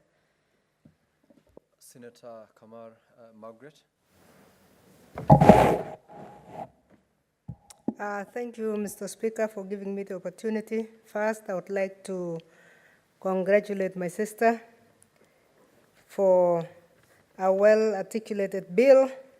Mr. Speaker, because of the shortage of time, I would like to first touch on the objects of the bill, which I really appreciate the way she has articulated them. The first one is a very important one for us because what this bill has done is to unpack what is in the Constitution. It's trying to translate the rights, the Bill of Rights, the rights that are enshrined in the Bill of Rights in the Constitution, the rights to the children, the rights to individual Kenyans. And when you look at the objects that he has given, is that this is going to provide a framework for the delivery of comprehensive quality health service to meet the health needs of mothers, newborns, and children. This, to me, is extremely important because, Mr. Speaker, we realize that mothers have never been part of the story. It's like in Kenya, a mother becomes pregnant, it is her business, she gets her baby, it is still her business. We have not really looked at how a mother can be taken care of because this is a mother who is giving birth to a Kenyan, and we don't recognize that. And this bill is recognizing that. Now, further, she goes on to look at insurance that maternal, newborn, and child health care provisions are within reach. Mr. Speaker, when I became a member of Parliament of Eldoret East, we had a terrible problem because a lot of people were delivering on the roadside. And I know it is still going on in some places, that mothers, nobody cares where you deliver. It's up to you. You are pregnant. You are about to give birth. It's up to you to look for your way out. And yet we know that even in times like we are in right now, with this flooding that is going on, there are people who cannot reach, who cannot access anything. Sometimes they cannot even access midwives, let alone the fact that the training of midwives went very low because for a very long time we looked at midwives as those traditional women who had no value. It is now that we are seeing the value of the same women, and we have a lot of problems.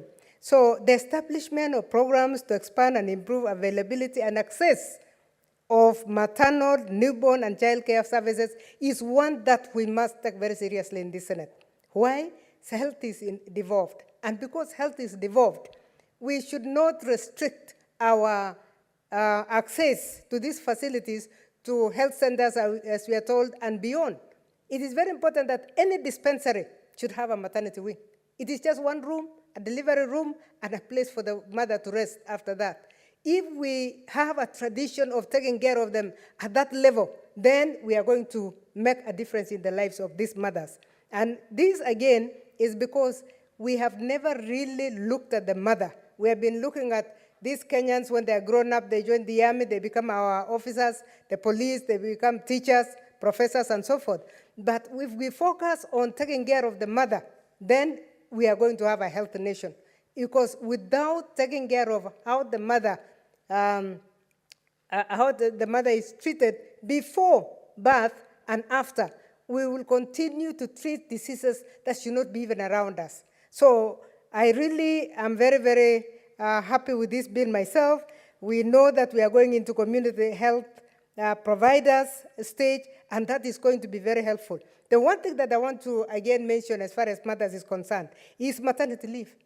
The maternity leave in Kenya is completely absurd. In the law, it says it should be a minimum of 3 months. In TSC, it is 120 days, which is 4 months. Paternity leave in TSC is 21 days. You go to universities, it is 10 days. We need to regulate. And I'm going to ask my sister to look for an area where she can actually bring in maternity leave. And my proposal, my sister, is that we have 6 months. Standard, 6 months. A mother is taking care of a Kenyan. She's not just taking care of a baby because she gave birth to a baby. She's taking care of a Kenyan. Let's give value to the child, because a child who is not taken care of by the mother will actually be unhealthy for a very long time, and it doesn't matter whether it is NHIF or whatever freedom, healthcare service we give, we will have problems. Mr. Speaker, I know time is over, but I'm really grateful, and I encourage my sister introduce 6 months maternity leave, and we are good with this bill. Thank you.